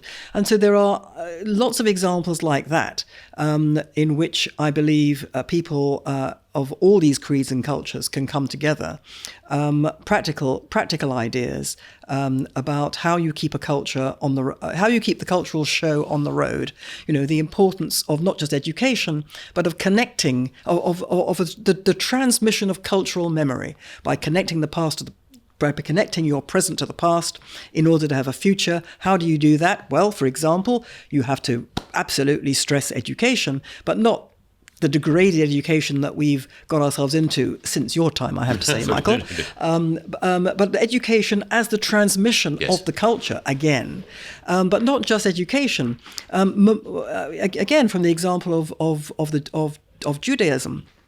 How does it keep its culture alive? Well, partly by celebrating what the culture has achieved and memorializing what it's lost. How wonderful it would be if the West, instead of telling itself that it was mired in the original sins of colonialism and slavery and all the rest of it, which in fact, those sins are much more self-evident in the non-Western world.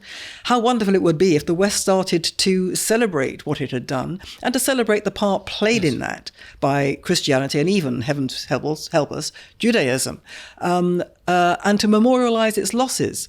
It was Napoleon, I mentioned in the book, who said when he observed Jews weeping at the fast of Tisha B'Av, which is a fast in which the Jews weep over the destruction of Jerusalem by the Romans, he said, observing Jews weeping in this fast, on this fast day, he said, a people that can weep after 1,500 years will recover what they have lost, and this is absolutely right. So it's stuff like that I am suggesting, and also all kinds of things to do with taking action to combat some of the real ills of the day, in which I've identified, for example, how great it would be if Jews and Christians in particular, but also others who care about this, were to come together to draw world attention to something which is given virtually no publicity at all, which is the attempt to eradicate Christianity that's going on. Yes. The tremendous persecution of Christians in Africa, parts of Asia, elsewhere, the burning of churches, the burning of Christians themselves. I mean, it's unconscionable to me that this terrible thing is happening and virtually nobody, including the Christian churches, is saying anything about it. This is something on which, civilized people can and should come together and, not just try to help to alleviate or stop this monstrosity that's happening. That's enough. You won't say that's, a good thing in itself. But in doing so would reaffirm the importance of the values that should obtain, the values that animate the West in order that it should rise up against this terrible thing that's happening. And that would again give people some sort of belief that this civilization we call the West is something to be proud of, is something that, gives us pride that we're members of it, makes us think that it's worth continuing with. The West has to be doing stuff which really is worthwhile, instead of what it's currently doing, which is picking on people who are defending themselves against genocide and dumping on them big time, which is what's being done in Israel. Instead of what they're doing now in the West, which is to promote murderous lies instead of the truth. How can one possibly have any confidence in a so-called civilization which no longer understands what civilization is? So it has to repair itself by rediscovering those essential civilized values, which I think it can do. I think the hunger for it is there. What's not there at the moment is the leadership at all levels. Where's that going to come from? I couldn't possibly say. But it doesn't take much, because I think one of the problems that's so prevalent is that people are understandably very, very timid about coming out and saying all this stuff, because, you get dumped on big time. You lose your friends, you lose your professional status, you lose your promotional prospects, you lose your job. The risks are enormous because you're isolated, yes, because the culture is so much in thrall to these progressive ideologies which view dissent as something to be stamped out.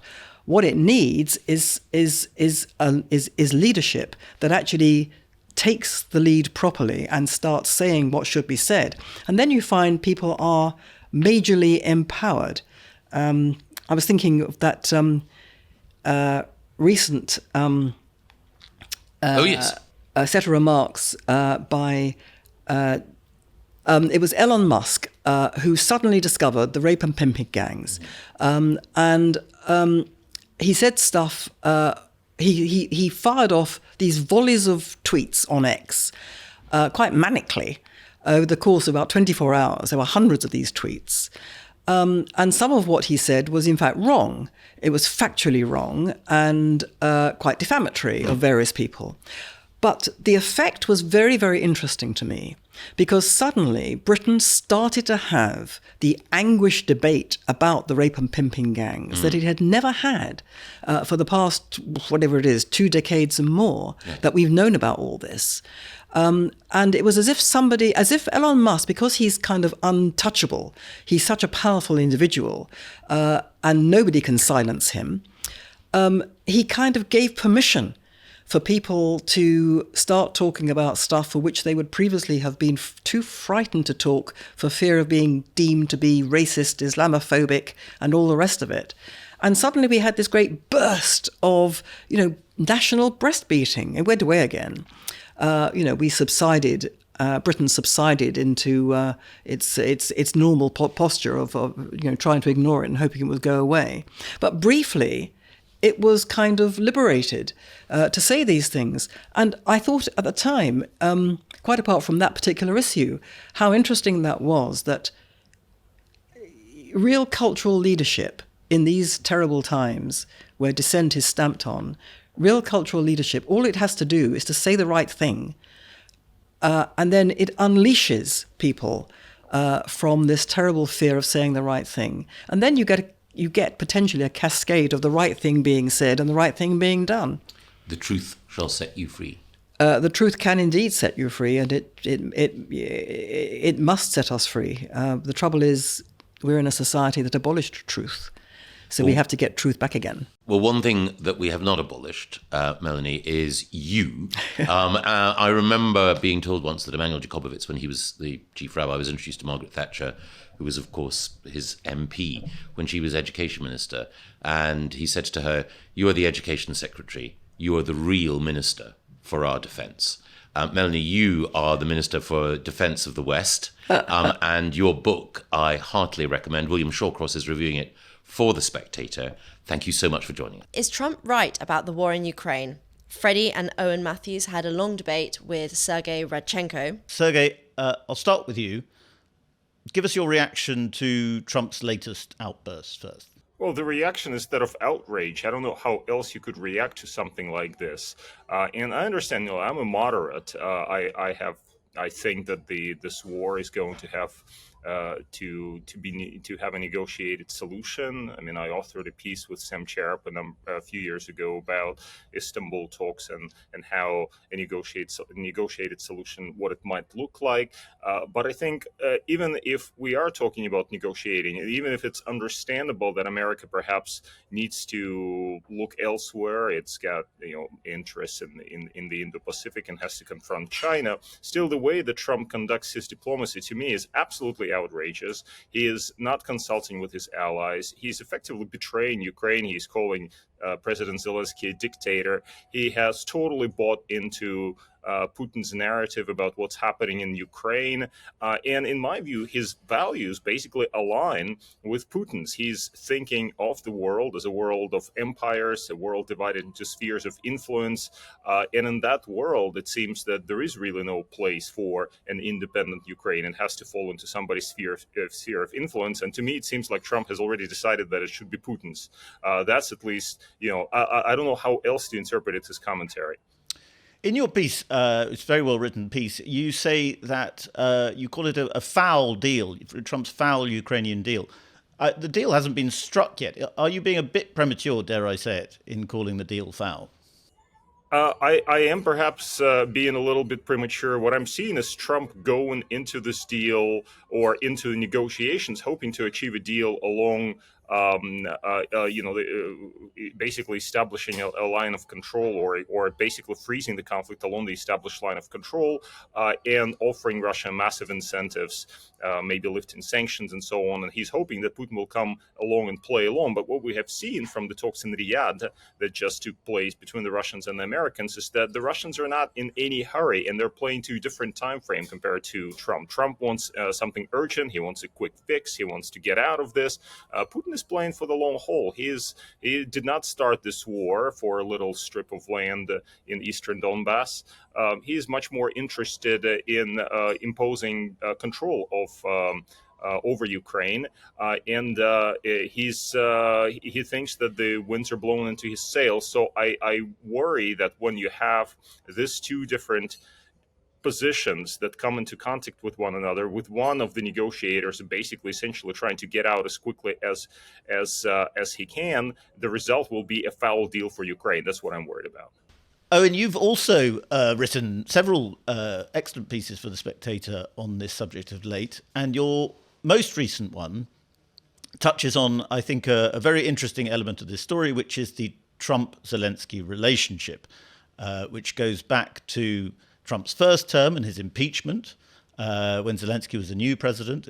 Trump was, of course, impeached over a phone call with Zelensky in which he appeared to be offering a kind of quid pro quo for American military aid in exchange for dirt on Joe Biden.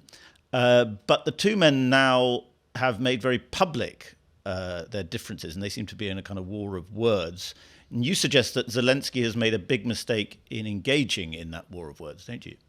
Yes, unfortunately, I think Zelensky has made a terrible mistake. And I realize that sounds somewhat like victim blaming. But actually, Trump was always going to be Zelensky's biggest relationship in terms of importance, and is most difficult and challenging in terms of their backstory, because it's clear that Trump has an axe to grind going right the way back to the Hunter Biden laptop and all the Rudy Giuliani scandals and all the quid pro quo phone calls, all of that stuff. He's still very angry about Russiagate. And the way that Zelensky chose to play it over the last week has, in the words of Vice President J.D. Vance, essentially just hacked off Trump on a personal level. As J.D. Vance says, I know Trump very well. That's not the way to deal with him. Because what Zelensky had been doing was basically, he accused Trump of living in a disinformation bubble. He complained publicly about not being invited to the Riyadh summit, and then promised to literally show up uninvited to Riyadh. I mean, that would have been extraordinarily undiplomatic. There was clearly that post on Truth Social, which blew up the Trump-Zelensky relationship, was clearly written in a moment of personal high anger and pique, and the clearly this is an absolutely terrible way for a superpower to conduct its international diplomacy. That's just crazy and irresponsible and crass.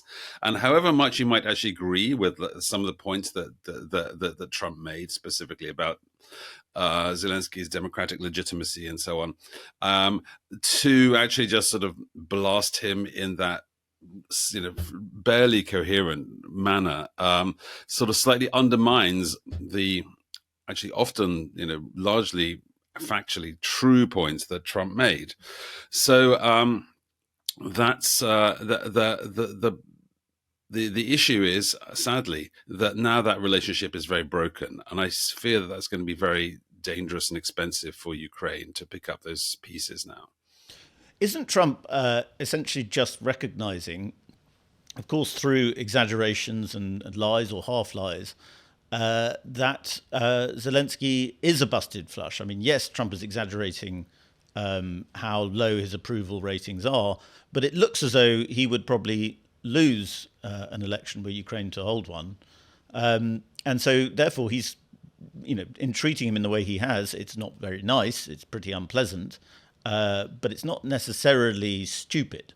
The bottom line is, there's a great phrase in Russian, "Худой мир лучше доброй ссоры." Like, a thin peace is better than a fat war. Frankly, I think if Trump manages to bring the conflict to an end, he will actually ultimately be doing Ukraine a favor, for one very simple reason, because justice and peace in this end game of the war are not compatible. You can either have justice, in other words, you keep fighting, or you can have peace, in which case you have to stop fighting, and that will be unjust. I mean, those two things unfortunately exist. It's a zero-sum game. They're equal but opposite. So I think the practical on-the-ground danger is that Ukraine is facing the possibility of a military collapse. And that was something that Kirill Budanov, the highly competent head of Ukraine's military intelligence, told a closed session of parliament. And that was leaked, much to his own annoyance, and that kind of proves that that's true. So that being the case, if fighting on actually could lead to a much more serious military collapse than is current, the much worse military situation that they currently have, or even worse, then ultimately, actually, pretty much anything it takes to get to a ceasefire is ultimately going to be helpful to Ukraine, unjust as it is. And that leads us to another question: is setting aside the fact that Trump is deeply misinformed, he's insulting, he has made various errors in his tirades over the last couple of days about Zelensky. But the bottom line is, can he get this done? And if he can't get it done, then who can? And I think there is still quite a lot of momentum, or it's still I think factually true that Trump has by far the best chance of ending this, and a much better chance than the Europeans ever have done. So, that's essentially what I'm saying, is that peace is its own reward, and at the moment, if Trump can get Ukraine to that place where there is a ceasefire, then I think that would actually really be more valuable than any kind of amount of pro-Zelensky sort of pieties and posturing from the Europeans, because so far they've not actually delivered either peace or justice. I take your point about the crassness of the language, and it's not really the way a superpower should behave. But it strikes me that we're back to a situation with Trump, anyway, that we were in 2017, where he says outrageous things on social media, and the political and media classes tear their hair out and say how outrageous it is. And that's going back to the way things were in Trump's first term. It's not actually how things have been so far in the very short space of time we've had of Trump's second term. But the reality is that the media are still twisting what he says, for instance, or deliberately misreading, one might say. For instance, he told reporters on Tuesday that he used the word, "you should never have started it," talking about Zelensky. But if you read the full quote, he was clearly referring there to thwarted attempts to achieve a peace deal early on in 2022. And this has been taken as Trump saying to Zelensky that Ukraine started the war. He didn't, if you really think about what he was trying to mean there, he didn't really say that. Well, except in his Truth Social, he actually literally does say the opposite. He actually just doubles down on that and says this war should never have been fought in the first place. So I think he kind of does. Yes, but you're right. He's not accusing Zelensky of starting it. That's true. But when he says this war should never be started, what he's talking about, it's a vain thought, but it's probably true. Is he saying, if I had been president, it never would have started? That's something he says a lot. Yeah, that's true. That's true.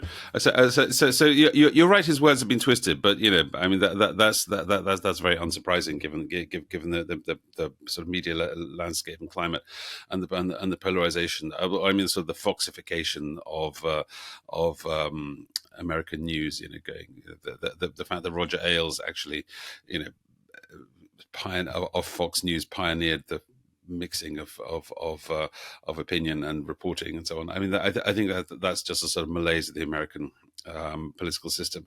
I mean, but you're also right that these pieties pertain. There's been a lot of groupthink in Europe and Britain as well, particularly in Britain, strangely enough, because Britain is curiously the only country in the Western world that I can think of which has been where there's been absolutely no domestic opposition to support for Ukraine. There's been huge opposition in France, in Germany, the AfD, in Italy. There's the Liga. I mean, even the sort of government coalition partners are skeptical. In America, obviously, we've got the Republicans. Only in Britain, only we are in a position where we're just foursquare behind Ukraine. I mean, that's wonderful, but I think that it's preventing us from, from asking now a hard question: is supporting Ukraine, to fight the war, the same thing as actually supporting Ukraine? Because I think those things are becoming different. That actually to encourage and push Ukraine into fighting on, which is what Zelensky seems to be rallying support for. In other words, how will we continue to fight on without the United States supporting us? And who's with me in Europe? Apparently, so far only Keir Starmer. But I think that there are real serious questions to be asked about, like how sensible a policy that is, and why Zelensky is sort of is fixated on this. I think he is profoundly personally invested, obviously, in the war. He has a very good claim to be like the savior of Ukraine. I mean, that's really not even an exaggeration. I mean, his personal involvement is, I think, so almost unprecedented in the history of modern warfare, of one leader and his example and his diplomacy, sort of rallying his country and then galvanizing massive international support. That was all Zelensky. I mean, that's pretty heroic, on a sort of, national heroic scale. Now, I think there is a legitimate question to be asked, whether crassly or not, about whether Zelensky is the person to conclude a peace. And I think a lot of people in Kiev, certainly the last time I was there, just before earlier this winter, was saying that frankly, Valery Zaluzhny, as a former general, as the former commander in chief of the Ukraine's armed forces before he was sacked by Zelensky, he's now Ukraine's ambassador in London. He's leading the polls. Someone like Zaluzhny with this absolutely unimpeachable military tradition. He's a soldier. He's comes from a military family. He's absolutely foursquare, no questions asked, Ukrainian patriot. That's the kind of guy that can really do a deal with Putin. He's a fresh face. He doesn't sort of have the baggage. So just in terms of practicalities, perhaps indeed Trump is right that actually it's peace belongs to a sort of post-Zelensky era. Yes, and on that point, in those early months of the war, Zelensky was obviously propelled to sort of global superstardom. He was called a 21st century Churchill, and he was garlanded with all sorts of awards and honours and so on. Hollywood celebrities were desperate to meet him. It was obviously a little bit over the top, and we didn't ever really have a frank and fair assessment of Zelensky's government. But we do know that Trump isn't entirely wrong in suggesting that lots of money that was given in military aid has gone missing. Indeed, Zelensky had to fire quite a lot of his cabinet at some stage because the corruption was so bad. His leadership is not beyond reproach. That's true. There's been a lot of questions concerning the business activities of the circle around his chief of staff, his effective consigliere Andrei Yermak, and who was Zelensky's business partner, in fact, before the war, and in fact before they went into politics. In fact, he was an entertainment lawyer, and Zelensky's government is actually strongly composed of people who he was in business with on the entertainment side before the war. Yes, there are gigantic rumors of epic corruption.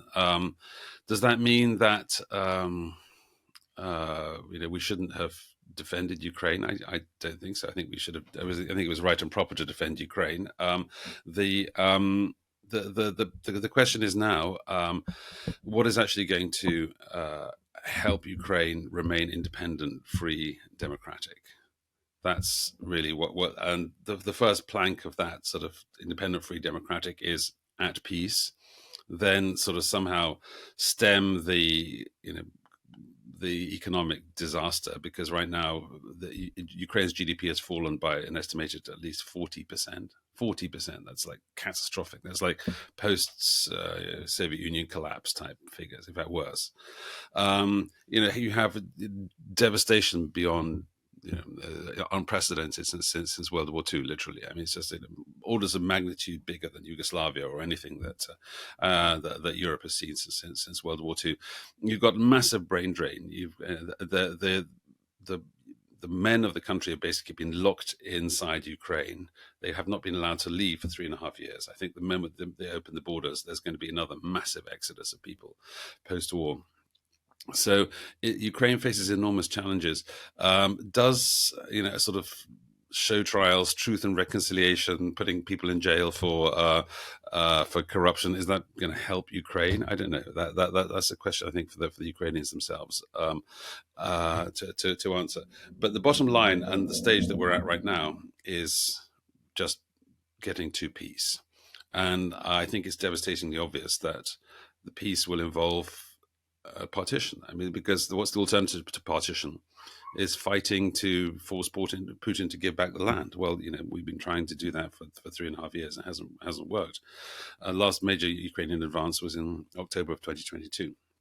So the outcome is pretty clear.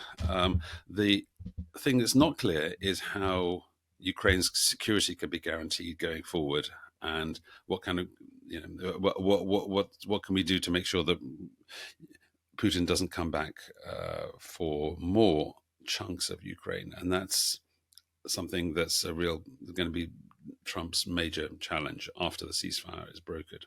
As you say, peace is the imperative now for all moral people, I would think. And Trump, while he's said many wrong or crude things, he's also always said he just wants people to stop dying. And it seems to me that's a more civilized position than a lot of voices in Europe about the Ukraine war.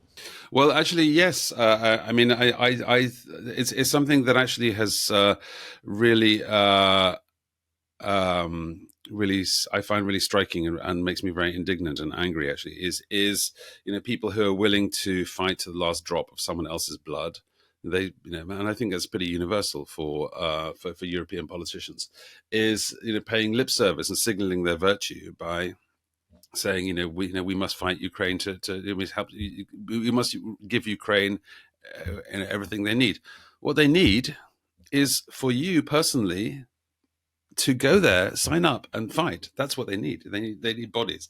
If you think that, if you want to give them what they need, give them yourself. I mean, sorry, this sounds like specious, but I mean, frankly, the major problem with Ukraine is, I mean, they have a problem with ammunition and guns and armor and so on.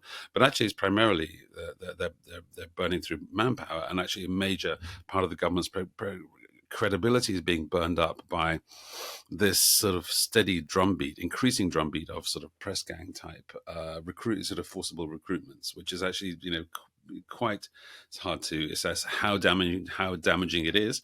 But let's say conservatively, for a significant section of Ukrainian society, they find the fact that they are, they can't go out on the streets, or they're terrified of having their husbands and fathers, essentially sort of snatched off the street by these violent gangs and forced into recruitment centers, often to have bribes extracted. By the way, I mean, there've been several reports, even including most lately last week, of people like being beaten to death in Ukrainian recruitment centers for allegedly refusing to give a bribe to the recruitment officer to let them off. I mean, that's so I think that there's a major disconnect between the reality of Ukrainians who I think are getting very frustrated with the stalemate and would just want it to end, and the European politicians who, for essentially sort of ideological reasons, just continue to push the Ukrainians to fight and fight and fight, while actually not really, while not being willing to help them themselves. We were also at the art conference with Angus Colwell and the iconic writer Curtis Yarvin, and he put the case forward about why Britain has a slave trade economy. How are you finding London? I'm finding it, lovely. Well, I had a little thing the other day where my some friends put in the Excel Center into their Uber address, and they found themselves indeed in front of the Excel Center, which was a rather dodgy computer learning shop in somewhere in in the not so nice part of London, and we had a good laugh about that. I was in Whitechapel with someone, and apparently it was very tasteless of me to suggest that Whitechapel, home of Jack the Ripper, I believe, as it turned out, a Pole. Was it? I thought they just discovered, they've confirmed through DNA evidence that he was a Pole. I mean, a Polish Jew, actually, but a Pole. My suggestion that it should be renamed Brown Mosque, was not taken. But I'm not sure it'll catch on. But they do say, I'm sort of interested in your view of coming from the US. Yes. And that, we have a cliche here that when America sneezes, Britain catches a cold. We're at the art conference right now, and that's obviously a big exchange of ideas. Over in the US, and the art conference feels very Americanized to you. Well, this is what I was going to ask. There's kind of an American vibe. Yeah, we haven't tended to do sort of symposiums in this country, but I was going to say, sort of in the US, MAGA is kind of intellectually ascendant, and in Britain it seems like we have a sort of government that's kind of straight out of the early 2010s at the moment. Do you think, are you sensing anything that Britain might be a couple of years behind on a sort of intellectual rightward drift? I think that there are some ways in which Britain is actually ahead. And there are so many subtle, whenever I come to London, I'm always reminded of the kind of subtle and intangible ways in which London is still the center of the world. Like, there's a few ways in which that's still true, and I think one of the ways is that there is much more unity between intellectuals and power structures here. It is much more normal to see sort of Oxbridge historians and classicists and so forth actually involved with, the strange structures of political power here, such as it is. And there's just sort of, Britain is a place where the tradition of intellectuals with a will to power on the right as well as the left has not been lost. And the tradition of American sort of post-war conservatism, which is sort of, cowering in the face of its, gigantic world-strutting Sauron-like adversary is like to be very hobbity and just want to be left alone. And so even when Elon Musk is storming up and down Washington, smashing things to bits, his fundamental desire is to be left alone. He's not really there to build things. He's mad at the government because it wouldn't leave him alone, because it basically kept being like, you can't build rockets because, it might make a loud noise that would scare the fish. I mean, you've heard the thing about the sharks. He basically had to do a whole bunch of paperwork, basically, because if his rocket lands in the ocean, it might kill a shark. Right. Okay. If the shark is right here, right, and so he's gone into government for a quiet life. He's going into government for a quiet life, which is a peculiarly American delusion, and so when you one of the things I delight in explaining to Americans is, of course, the metonym for America, right? It's Uncle Sam. Yeah. But do you know who it was before Uncle Sam? No. Brother Jonathan. Okay. You've never heard the phrase Brother Jonathan? No, I've never heard it. And people actually in England are named Jonathan fairly regularly, but nobody in the 19th century. It's a dissenter name. It's basically because it's a Hebrew Bible name. It's like Ezra or something. All sorts of kids in an American kindergarten will be named Ezra, at least if it's an upper class place. Yeah, we'd have that. Americans won't be named Nigel. But British people aren't being called Nigel anymore. It's a name that I think 2 babies were called Nigel last year. Wow. Yeah, So if you meet an American named Nigel, his parents are from Bermuda or something. Yeah. and so it's this very long, deep cultural interchange. But in any case, basically, the American right has traditionally, and maybe this is changing a little bit, but changing very slowly, has a will to be left alone. They love to be libertarians, and so on and so forth.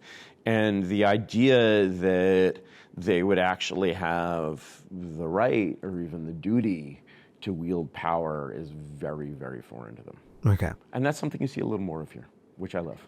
Where have you seen it? Where have I seen it? I see it even just the people who support a conference like this. This is higher end than, for example, the closest equivalent, which is NatCon in the U.S.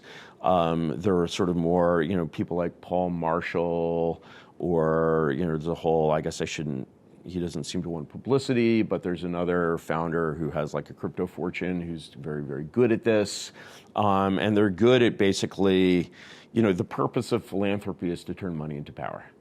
And when you understand that, you can do very well with it. But when you don't know what you're doing in anything, you're not very likely to be successful. Okay. Let's talk about power and the new US administration. Where does power reside in the US at the moment? If you were to name one person who is the most powerful person in the US, who would it be? A.G. Sulzberger. He's the publisher of the New York Times. That's right. The 5th generation hereditary monarchy. Why do you say A.G. Sulzberger and not the man with the nuclear football? Or because if I were, just as a thought experiment, let's say I was, another way to ask that question is to say, if I wanted as much power as possible, and I was a devotee of some deranged cult, such as a Scientologist, and I could put a chip in one man's brain, it would be A.G. Sulzberger's.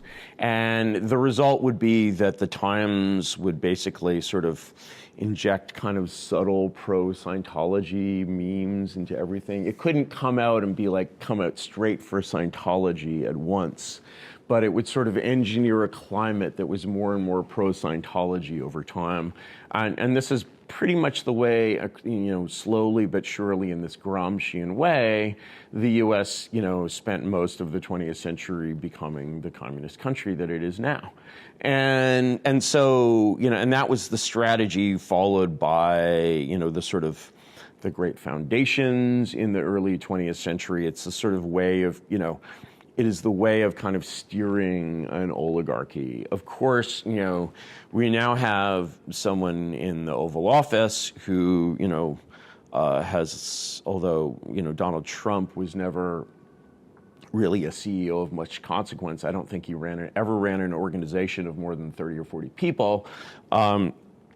he has, the Napoleon of rockets, by his side, and they are actually trying to run the U.S. government in a way that it has not been run since the passing of Franklin Roosevelt.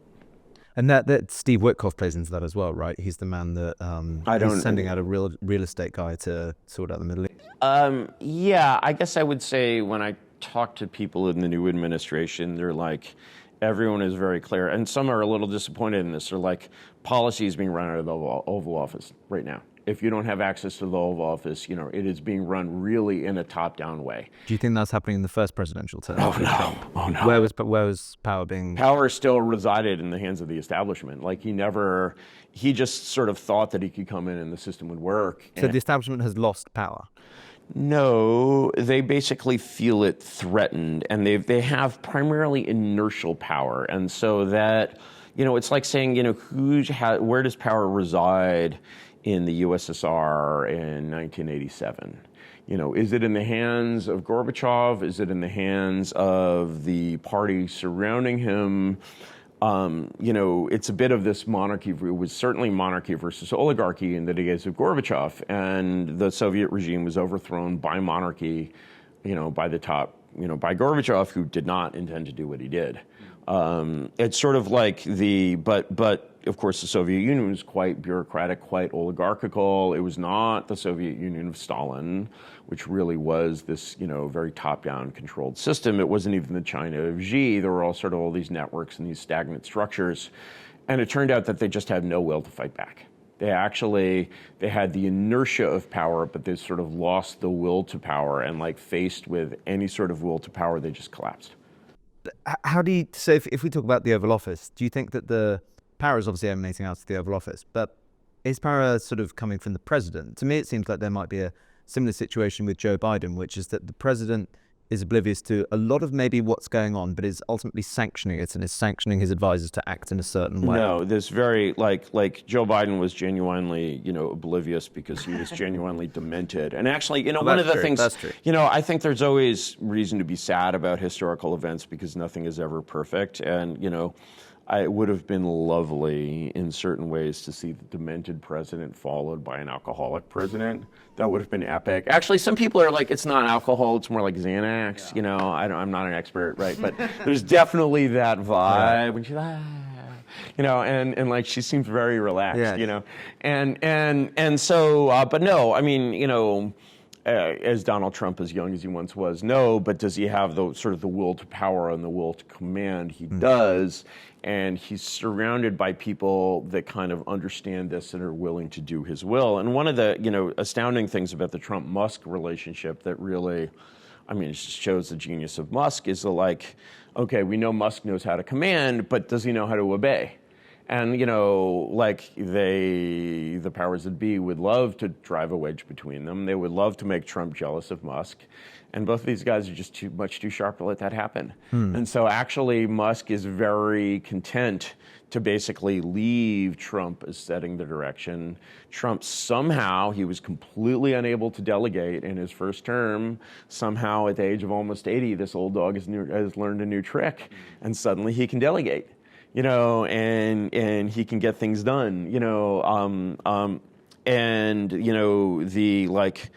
when I'm not that close with the administration actually, but when I talk to people, they're just like, the command is coming down. Somebody used a funny term for me. They said, the command is coming down from the highest level. And if you know 20th century history, that's exactly the way you were supposed to talk about Hitler in the German government. Right, okay. I don't think he knew that. They're basically like, do things, move as hard, as fast as just exercise authority as if you had it. And so the effect is sort of like, which of course Franklin Roosevelt did. Franklin Roosevelt was really the CEO of the US government from 33 to 45, especially from 41 to 45. And, when he dies, he's created this incredible team. He appoints this complete mediocrity, Harry Truman, as his successor with, I think, no one will ever know, but I think his very clear intent was to basically leave, have his empire survive without an emperor and let the monarchy become an oligarchy, which it did. And for a while, that was a very capable oligarchy, conquered the world, right? And but no one, including Republican presidents, not even really Nixon, certainly not Reagan, has basically tried to make the thing work from the top down. Even when Barack Obama tried to make the State Department do slightly different things than it wanted to do, it was just like, that's where the term blob came from. It came from Ben Rhodes, who was Obama's speechwriter.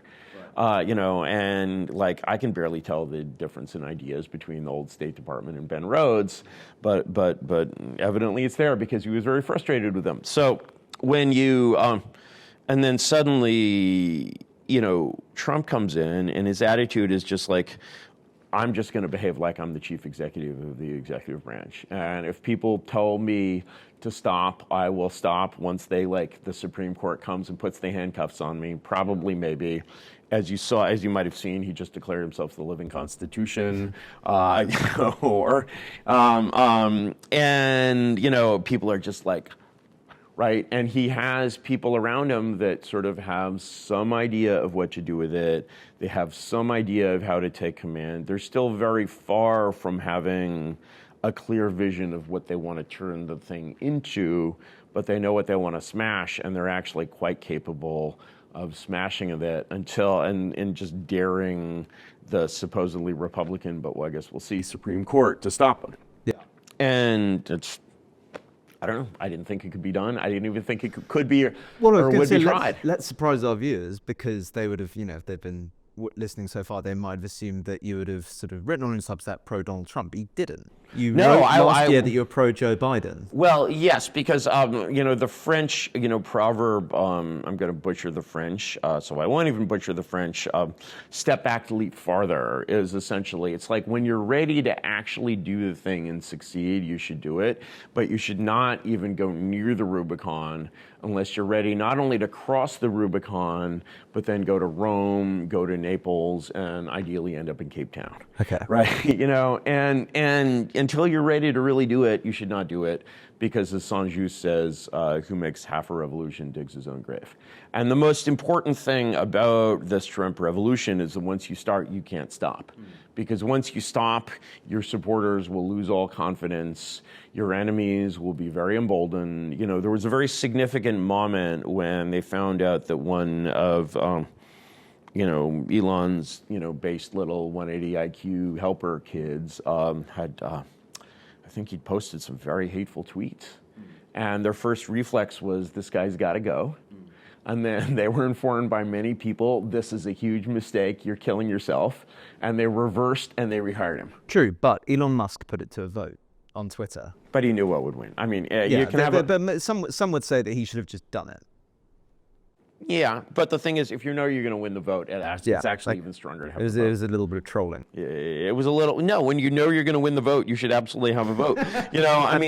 Take Bukele in El Salvador. Yeah. Bukele in El Salvador has a 90% popularity rating. The other 10% is, 8% of that is gangsters and their families, and 2% of that is liberals. Yeah. And he's like, he can have votes all day long. He can have as many votes as he likes. Would you look at that as a state that is going through some kind of revolution, or it seems ready? That's for a genuine regime change. That's actually a genuine regime change. Bukele is fully in charge of the Salvadoran state. Yeah. Which Trump is not even close to being, right? And so that's a different story, really. But of course, it's an inspiration. I mean, my God, he took the most dangerous country in the world, basically, and it was just like, we are going to make it safer than Canada. I don't know what that says about Canada, but I walked through the main square of, the main historic district. I didn't do this as a test. I just happened to have my laptop under my arm, naked, not in a bag.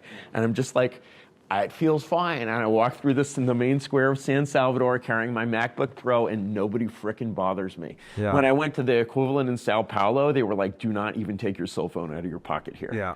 There's that thing in Singapore. Yeah. To go up and get your food, you leave your phone on the table. Oh, really? To show that it's occupied. Totally normal. Totally different, way of living. And once you've been in a completely safe, or Japan, once you've been in a completely safe place, you don't. And so, it's like basically, There's still many areas of the U.S. that are low-grade war zones. There are many places that I would not walk in the daytime, let alone at night.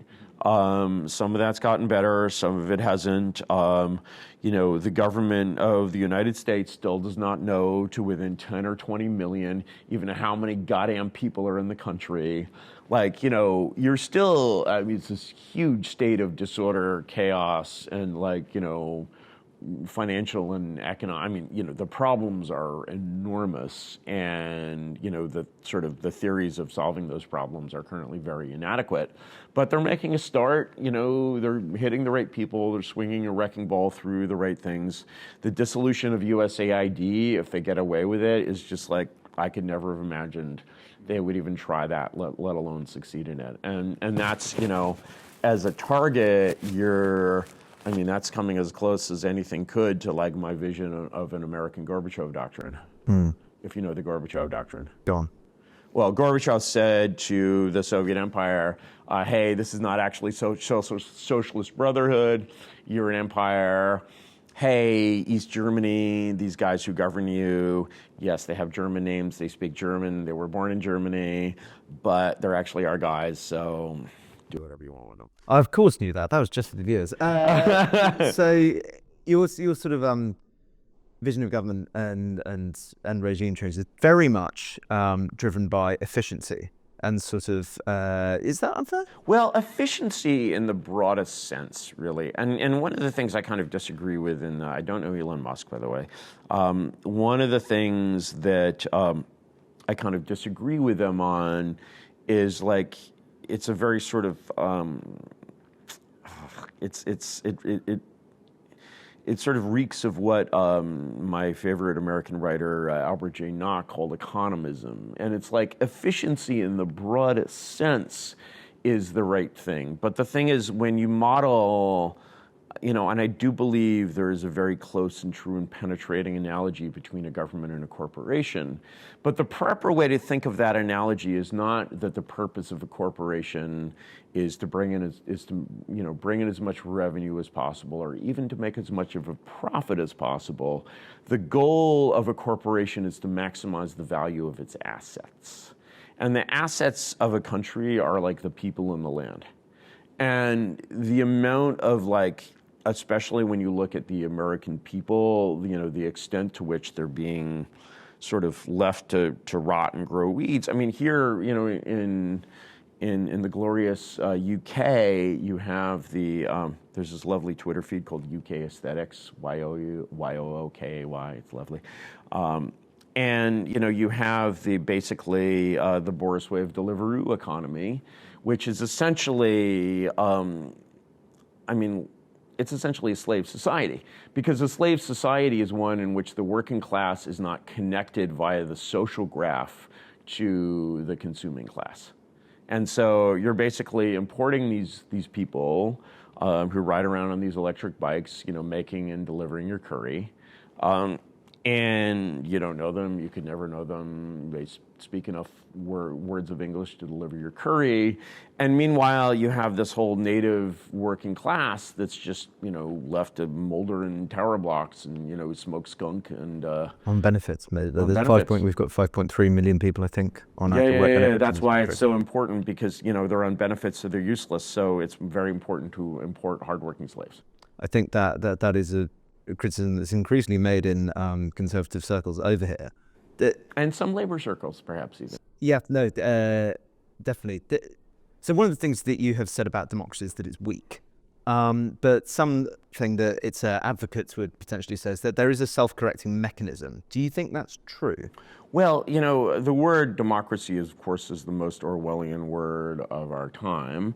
As you may know, for example, the formal name of North Korea is the Democratic People's Republic of Korea. That is 3 synonyms for democracy in one place name. So when you mean democracy in today's world, what happens with these meretricious words is they switch their meanings. It's kind of an Amsonian ambiguity. So when you say, when I want to explain the traditional Aristotelian division of government into monarchy, oligarchy, and democracy, I'm for monarchy, think CEO. For oligarchy, think meritocracy, and for democracy, think populism. So do you mean meritocracy is self-correcting or populism is self-correcting? Well, I guess the self-correcting mechanism seems to be elections. So, there was, have you heard of Yes Minister? Yes. Indeed. Sir Humphrey. Sir Humphrey, right? So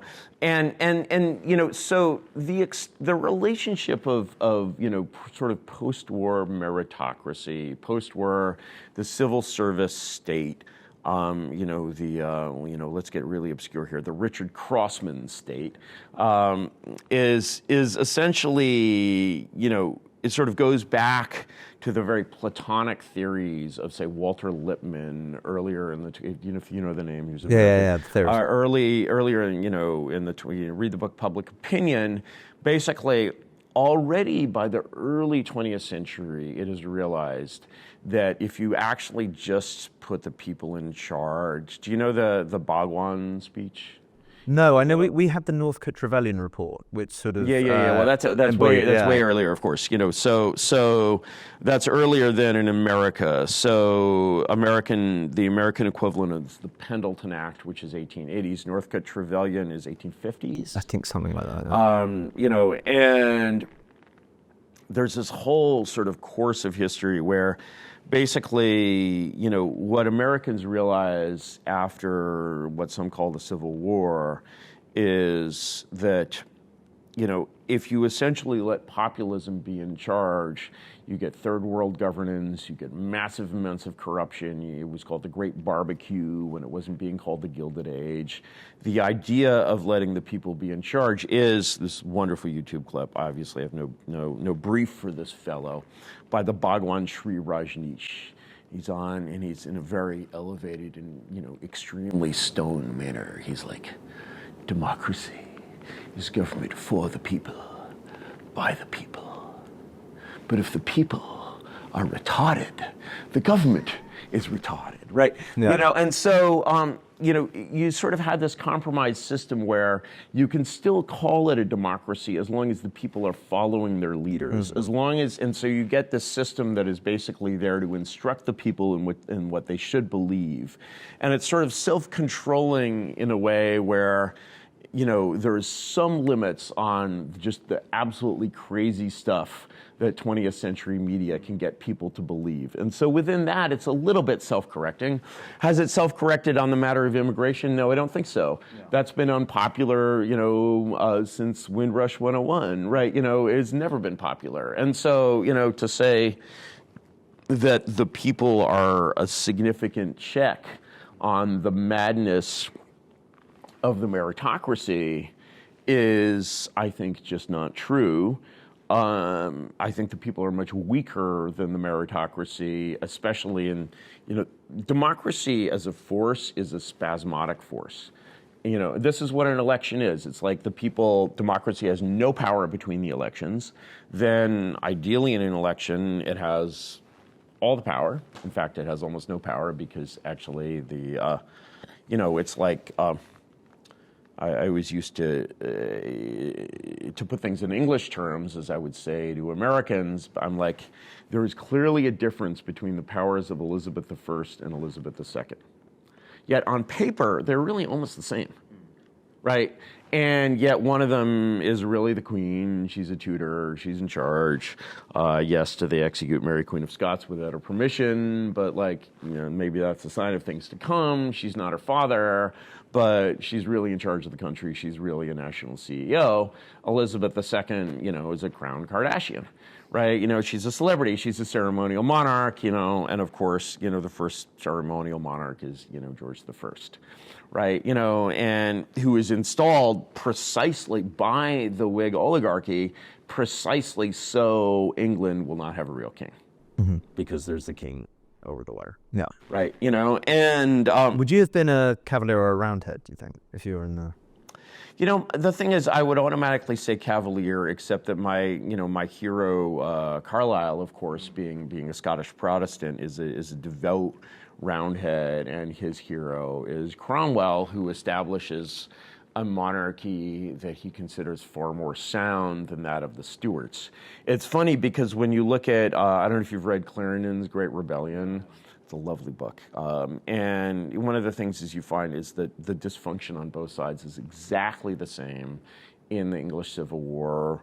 You know, the left is, it's all, you know, Yeats, you know, the worst of men are full of passion and energy, while the best lack all conviction.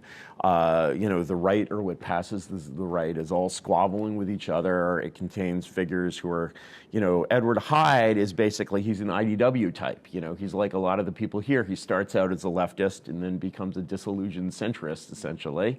Then you have people who are really, to some extent, radical right-wingers, but they're always infighting. They're always, you know, fighting with each other, and they just don't have this energy of like this fanatical desire to rule. And of course, you know, the Roundheads are just full of these utter fanatics, and you know, who prove completely incapable of governance. And so you get the reign of, you know, Oliver the Blessed, who you know, Carlyle admires him, so I have to admire him too. And he was certainly a strong and capable leader. Well, I was going to move off British history, but while we're on it, I guess there is a question that, have you seen the debate that's been flared up again recently, happened about 6 months ago, the Churchill debate, the Winston Churchill debate? Oh, well, the problem is we had this American who came over, Darryl Cooper or something, who's really, he's directionally right, you know, in some ways. What do you mean? I think he's very right to ask questions about the Second World War, but he's not asking precisely the right questions. What are the questions that should be asked? Was it good for the Jews? Okay. I mean, no. There you go. You can't sort of ignore the coincidence that it was not good for the Jews. It was not fought for the Jews. It was fought, in fact, by, you know, Roosevelt and Churchill are both, you know, somewhat anti-Semitic gentlemen, more, you know, Roosevelt.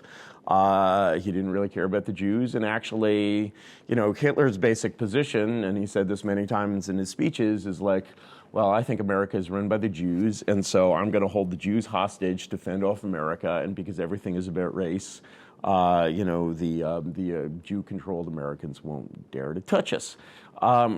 Hitler is wrong about a number of things in this area. Hitler actually had a very good intuitive sense of reality within the scope of what he understood, but of course the first time, let alone America or England, he was not in Paris until he conquered Paris.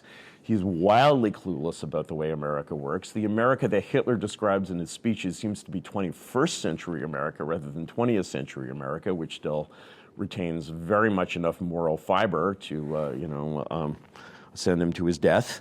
And, you know, but furthermore, to the extent that there are influential Jews in America, there are very influential Jews in America. There are people like Frankfurt and Brandeis, you know, who are just top quality individuals, amazing people.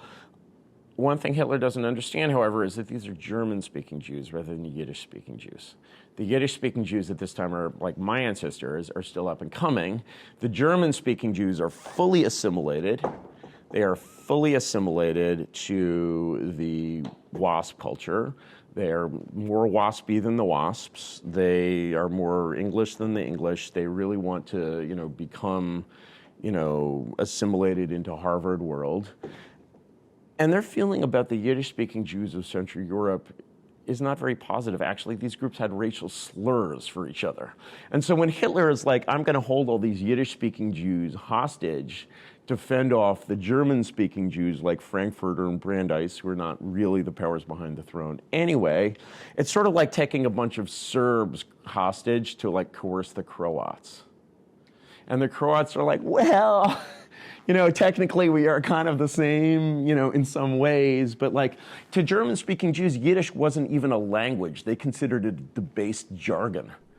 You know, and so yeah, like, I must confess my ignorance in this area, and I hope the comments section is sort of provoked into a discussion about it. So I don't have enough knowledge to come back at you here. You don't really know your Jews. Says, which you is probably the fault of the mediocre journalist class at the moment. But it was not good for the Jews, and it was not started to save the Jews. World War II was not a crusade to save the Jews. World War II, actually, if you look at the period, what people thought they were fighting for on the Atlantic side was they were fighting to defeat the Axis German-Japanese plot to take over the world. Okay, there was no such plot. There was never any such plot. Maybe if they'd won, there would have been such a plot, but there was no such plot. The German-Japanese plot to take over the world was exactly as fictitious as Holocaust deniers think it was. But the Holocaust was completely real, right? So, there's just the set of ironies there is immense. Like World War II is an immense ironic tragedy that needs to basically be unpicked very, very carefully. And I don't think a good history of it has been written. And it needs to be written at a level of like incredible depth and professionalism, which all due respect to Daryl Cooper, but he's kind of an amateur. Onto, I guess, something that's being spoken about today is the talks over Ukraine. You wrote just before the invasion, I don't know how tongue-in-cheek this was, that Russia should be given a free hand to order Europe and control Europe. Well, do you still think that, or was that tongue-in-cheek? I'm not sure. It was a provocative idea. I said a similar thing. Somebody asked me. I was talking 3 years ago to Thomas Meany, if you the editor of France. Yes, and he did a sneaky thing, which I still have not forgiven him for. He introduced himself as a historian. So we spent 3 hours talking about history, and then it turned out he was there to write a freelance piece. Okay, fine, fair game, right? But one of the things I said to him, which provoked a certain amount of criticism, is he asked me for my thoughts on Israel. And I said that to me, Israel is a foreign country. And, it is really nothing to me as to whether they give the whole place to the Arabs or they, I think I said, carve out a new Semitic empire from Marrakesh to Tehran. Either way, it would certainly be Kino, right? And so, when you basically take, the way I would basically phrase this, in terms of Europe and the Ukraine is that, FDR, as you may know, I think in 1937 made this speech. It was a private remark to journalists. He denied it, but he was lying, where he said America's frontier is on the Rhine. So is America's frontier still on the Rhine 80 years later? Could we say now, the Biden administration or the Victoria Nuland world has been behaving as if America's frontier is on the Dnieper or the Dnipro? I love dead naming the Ukraine. And on the Dnipro, right? Is America's frontier on the Dnipro? And where is America's frontier anyway? And a true neutralist would say that America's frontier is the territorial waters ending, 200 miles offshore of the Atlantic. So, off the coast of Nantucket. I mean, legally, in terms of like the ancient idea of nation states, America's frontier is our territorial waters in the Atlantic. I think that's a little too much isolationism and a little too much neutralism for me. I think that actually I favor a very firm policy against Mr. Putin. I think we should draw a red line in the sand, in the literal sand, and we should say, Mr. Putin, beyond this line, you cannot come. And we'll go nuclear, we'll go thermonuclear, we will do anything to defend that line in the sand. And I think the right place for that line is the natural border of the Anglosphere, which is the English Channel. And by the Channel, I mean the Channel. Okay, Hitler crossed that line. It's little known. Hitler took Sark. Hitler took Jersey, not New Jersey, but Jersey. He took Guernsey. Okay, Mr. Putin, okay, Sark is ours. You are not taking Sark, okay? So Sark, you can have Paris. Sark will remain English forever, but if you want to clean up Paris, if you want to make the Paris Metro look like the Moscow Metro, if you want to make Saint-Denis look like Saint-Denis, is it my problem? Is it my problem? Now, I mean, let's think about ways in which it could be my problem. Yeah. So, one of the problems I have, people think of me as an American patriot, but I'm really an international Jew. And one of the problems I have with America is it's quite simply the wine. You could make amazing claret in California, but instead they make this sweet, jammy stuff. And I drink French wine. I'm a Bordeaux man, and so. You try any natural wine? We're in East London. Oh, no. That's not. it's fine. It is what it is, but it's not wine. It's like grape beer, Yeah. right? Not natural wine. Just the wine the way it's always been made in Bordeaux. And so, what would make me change my mind about this? So, as an American, I sort of depend on the products of Gascony, right? And if if I were to hear some intimation that Putin's plan for France included, say, we're going to take all these, Cabernet Sauvignon grapes and we're going to make vodka out of them, which could be done. I'm not a vodka drinker. I might change my tune on that, right? But actually, I really don't think it's my problem. Well, It might be your problem. You might like to, would you like to go? Do you want to go and do the drone warfare thing? yeah. Right, you can do it, not my problem. Reorganize the Wehrmacht, do Barbarossa 2.0, take Moscow, I guess the idea that... Make sure you film it, because that shit's got to be on YouTube. You'll do very well on Spectator TV. But the idea that Russia should be given the passive, no. But I believe in the multipolar international order. I believe in the classical international law, the law of nations of Vattel, and not the ersatz international law of the last 2 centuries. I think we need to get back to a multipolar world order. True, but I was going to ask about capabilities. So you may have a different read on this than me, but surely the past 3 years of the Russian invasion has basically proven that the Russian military is broadly useless. These drunken generals that can't really move beyond this. It's absolutely the opposite. The 2 most powerful fighting forces in the world today are the Russian and Ukrainian armies. One of the reasons why the Assad regime in Syria falls is that some clever, spooky type people had the brilliant idea of taking these Syrian rebels who are led by this leader who has, it's the equivalent of his resume is incredible. It's like having gone to be both Harvard and Oxford.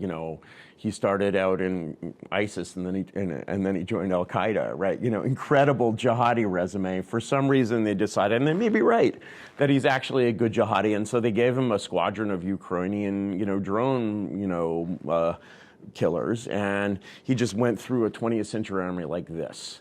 Actually, militarily, it is not that Ukraine is a protectorate of Europe. It is actually that Europe is a protectorate of Ukraine. There is no fighting force on earth that could resist what that war has turned both the Ukrainian and Russian armies into. And when they send Ukraine, not even, because basically they have learned in a way that, when they send Ukrainians basically for training, it used to be thought, we'll take these ragtag native, Ukrainians, the Ukrainians are basically natives, right? And you send these natives to England or to France and train them in modern NATO warfare, and they come back and you put them on the battlefield, on the Dnipro, I guess, and they're useless. Because they're basically trained in 20th century warfare, and what they're experiencing is 21st century warfare with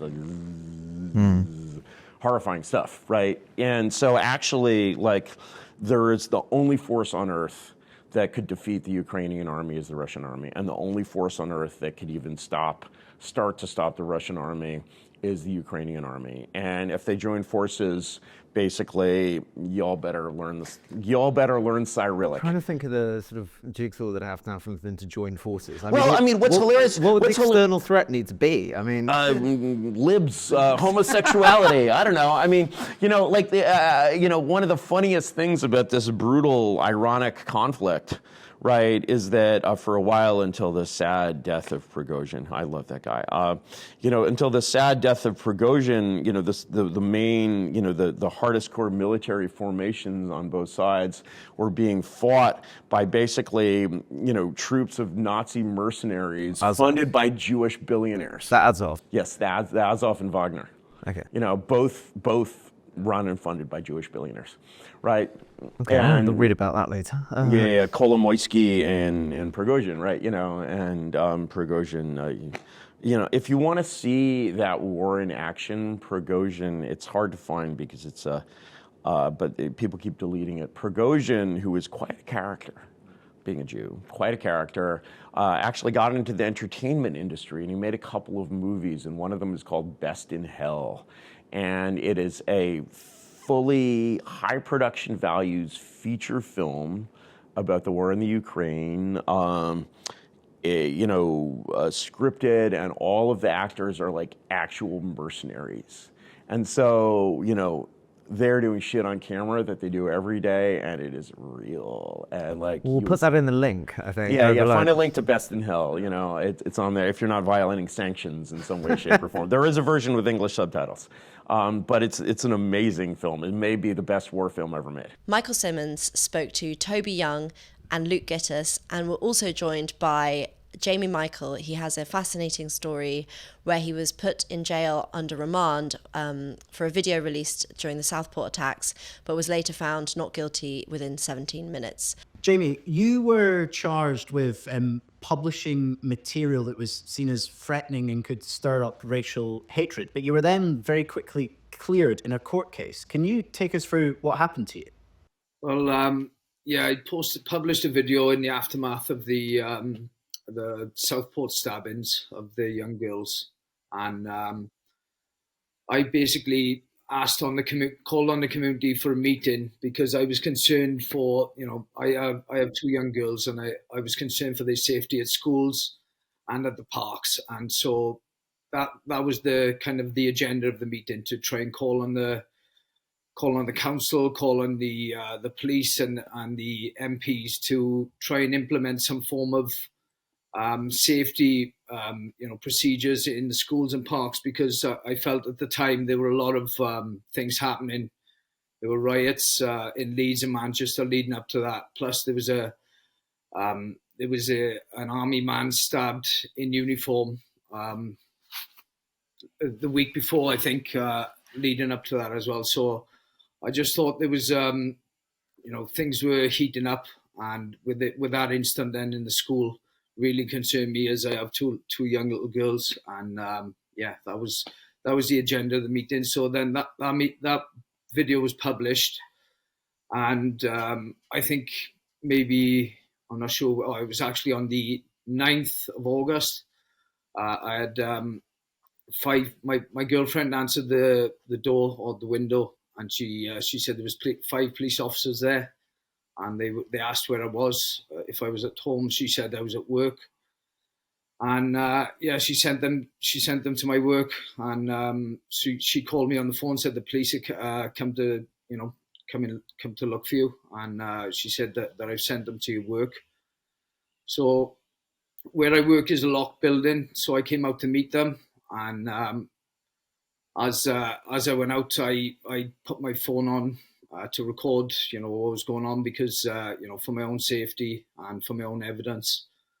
I asked them if what was the matter. They said nothing to worry about, which I just thought then there was nothing to worry about. So I walked down the steps towards them, and then they went on to tell me that, I'd published a video online that was being looked at as indecent. They said indecent racial hatred, and I was like a little bit confused. I didn't know, what video that would have been, because I knew in my video I didn't think I said anything racial at all. And from there they said I was under arrest and I was going to be taken into custody. And I said, I asked them for how long. They said, oh, you won't be long.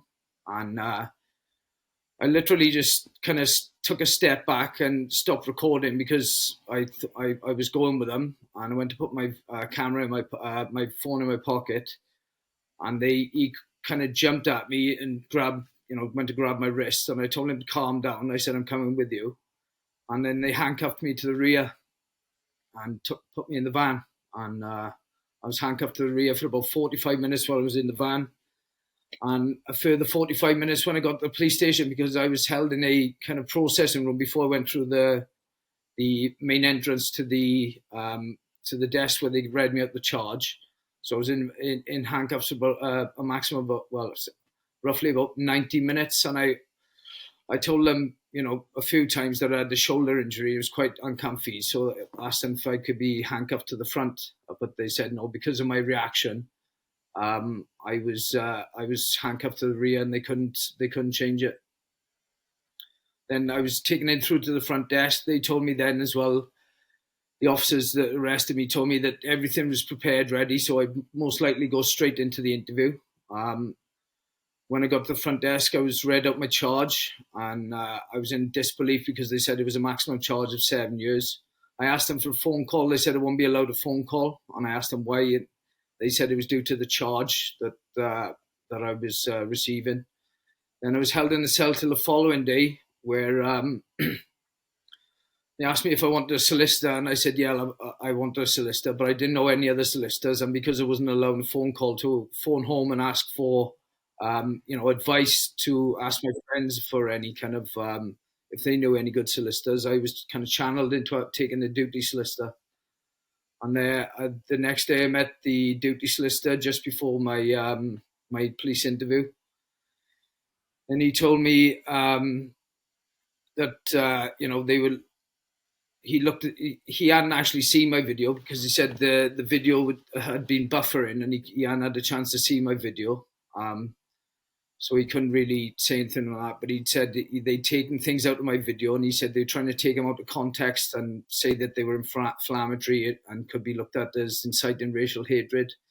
And I was just, I was just bewildered, really. I just didn't know what that I had said that could have been, charged with them charges. And he also told me that I'm possibly looking at terrorism charges, and I really was kind of like thinking, what the hell's going on? And he also told me that my partner could also be brought in guilty by association just because she looked at me. And that worried me then, because my youngest daughter, she's 9, she's got, quite bad learning difficulties, and she's with us constantly. We can't let her out to play. So she calls us her best friends. We don't let her go out to play with her friends. She's just not ready for it, and she's in special school. So that was my main worry. He was going to take us both in, and my little girl would be left in someone's care. I don't know who it would be, because my parents live in Spain, and my partner's parents live quite far away. So that was a big stress at the time. No, if I can just bring Toby in now. What made yourself and the Free Speech Union get involved with Jamie's case? Well, we heard about Jamie's case. I think I read about it in the paper, and noted when reading about it that Jamie had pleaded not guilty.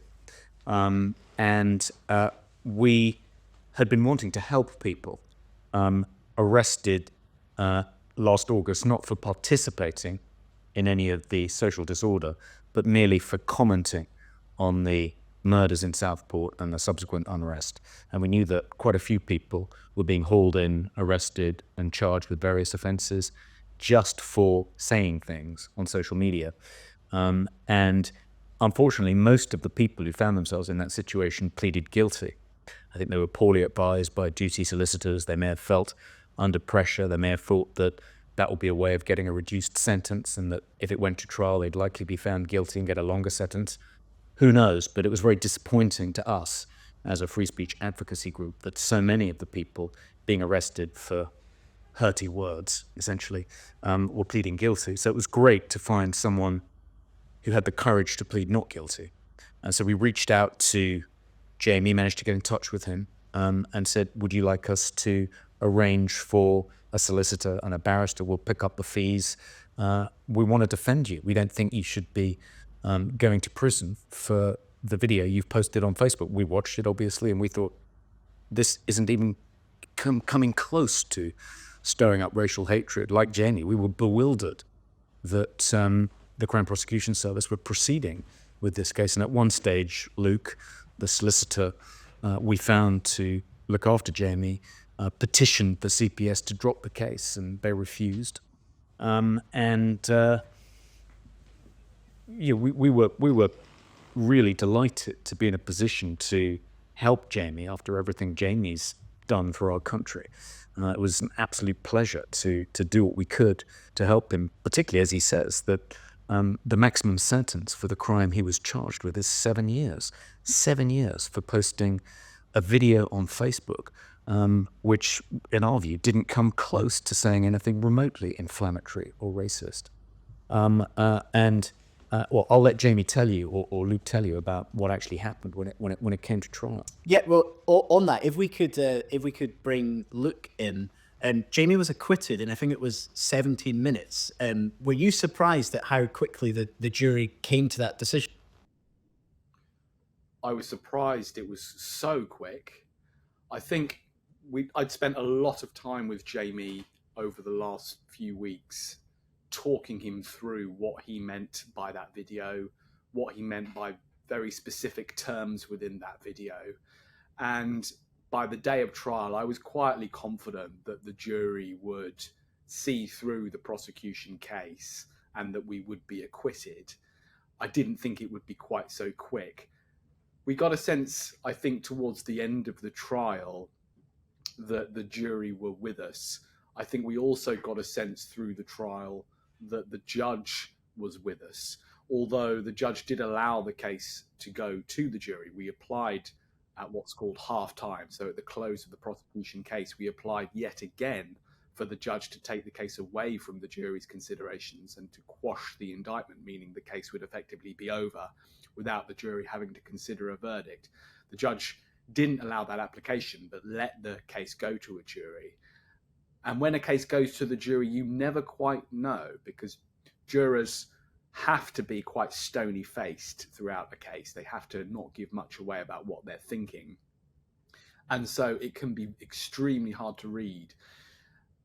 So I was surprised that they came back so fast, but I think it reflected the ludicrous nature of the case that the prosecution were asking the jury to accept. This was a case where they were effectively asking the jury to convict Jamie, not even on the basis of what he intended, but rather what might have happened as a result of him posting the video. What was extraordinary about this case was that the Crown did not put their case to the jury on the basis that Jamie even intended to stir up racial hatred.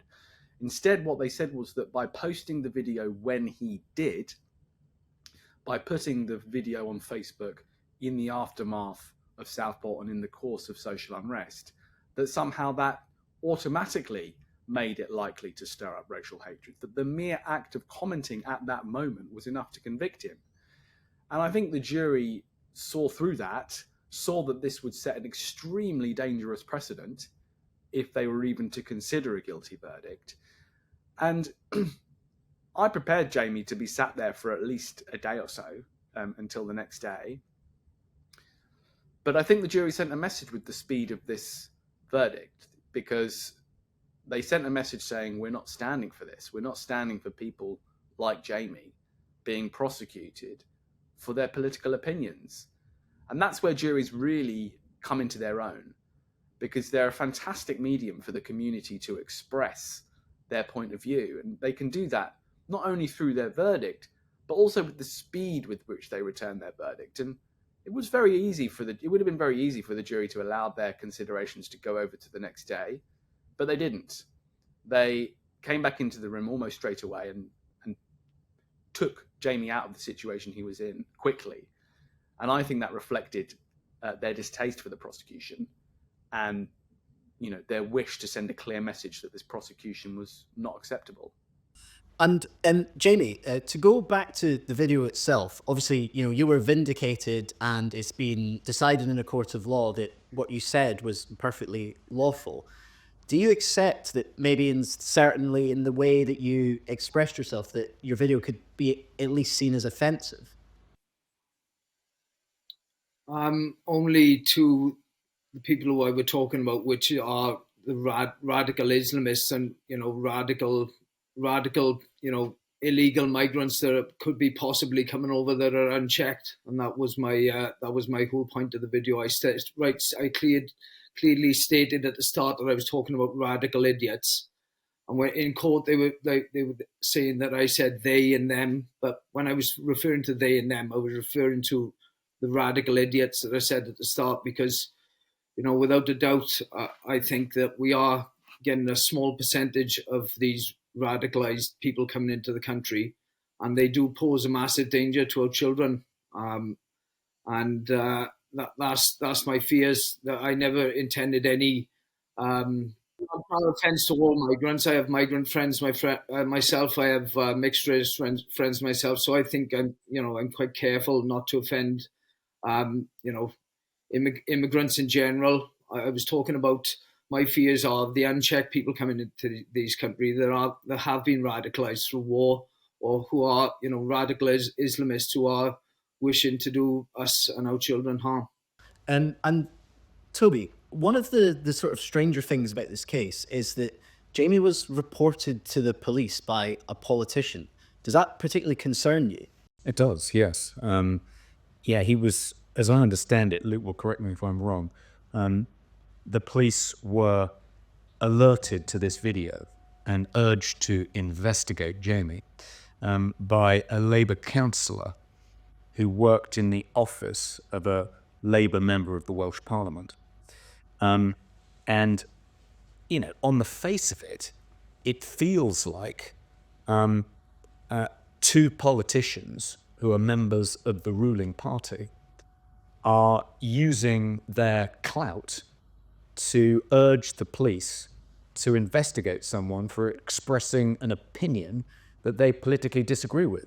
I mean, it's the kind of thing you'd expect to happen, you know, in East Germany back in the Soviet era, or perhaps in a totalitarian country today, but not in the birthplace of parliamentary democracy, where you're perfectly permitted to express a political opinion which the governing party disagrees with without expecting to be prosecuted for it. I mean, I thought that was a really extraordinary aspect of this case, and I think the police should have treated the report with particular caution because of the person reporting it, rather than taking it more seriously, seemingly, as a result of the fact that it was reported by a Labour councillor. And look, you work in this system every day. Do you believe some of the criticisms of the police and the CPS that they're doing two-tier policing, that we have this two-tier justice system where certain people will be prosecuted because of their views while others with the opposite side of the view won't?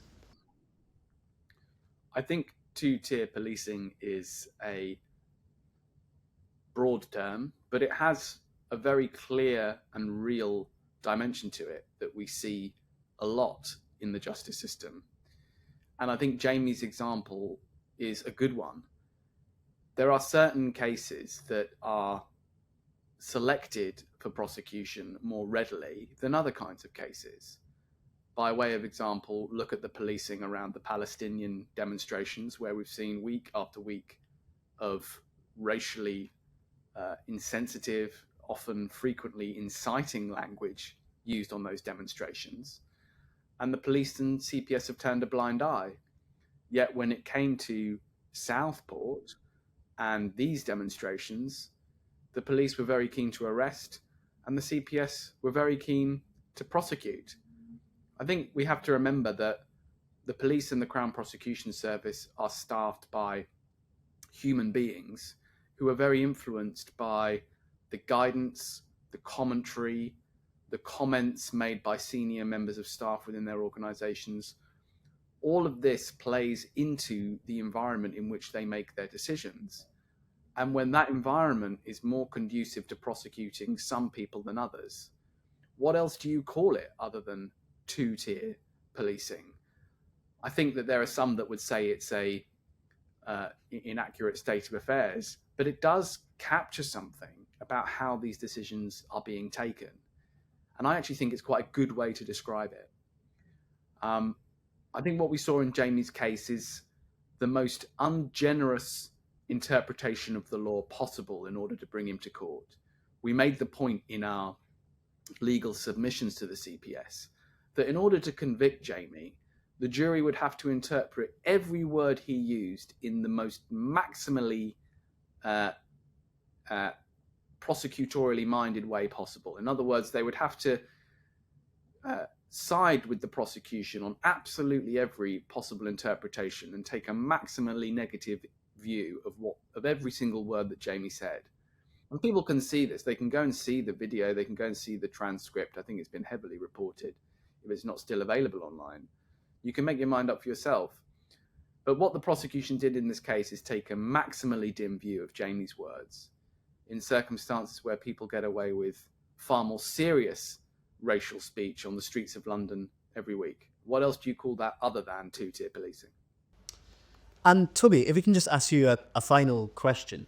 How far does the Free Speech Union and belief in free speech and that the court should not be getting involved go? So if, to take an example, I've seen recently a quite extreme voice calling on Muslims to up their birth rate so that they would to overtake the native population.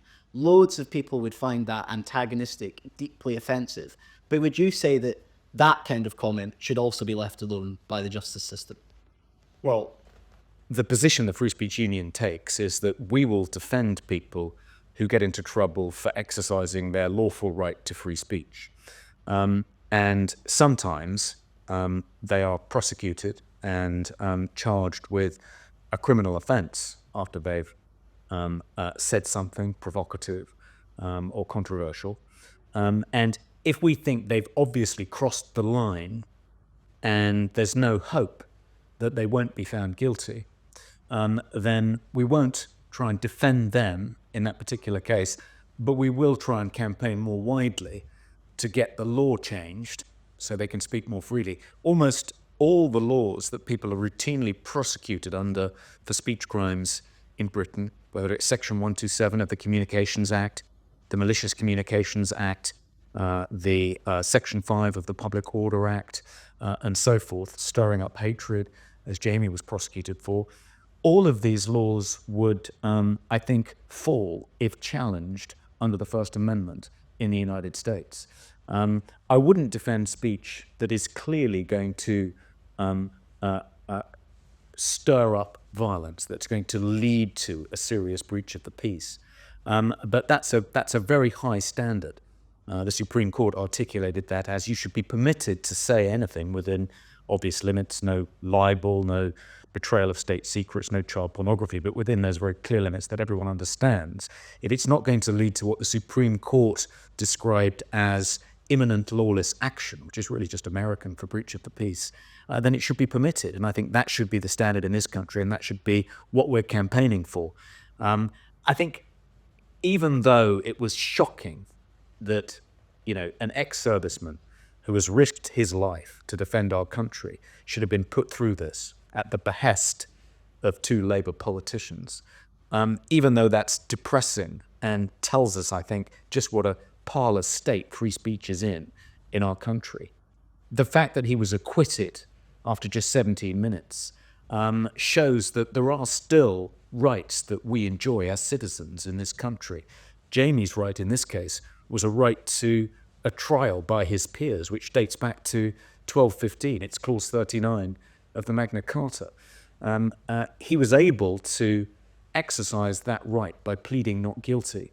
And it's really encouraging, as Luke says, that 12 ordinary people, members of the local community in Wales, sent such a clear message. No, we don't think people should be prosecuted for expressing political opinions like this, which fall very far short of being racist or being inflammatory. So even though it's terrible, I think, what Jamie went through, and a terrible indictment of the state of free speech in this country, the fact that he was acquitted unanimously in 17 minutes, that's encouraging.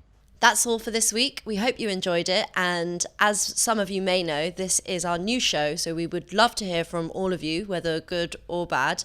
Let us know what you think in the comments below, and join us again next week.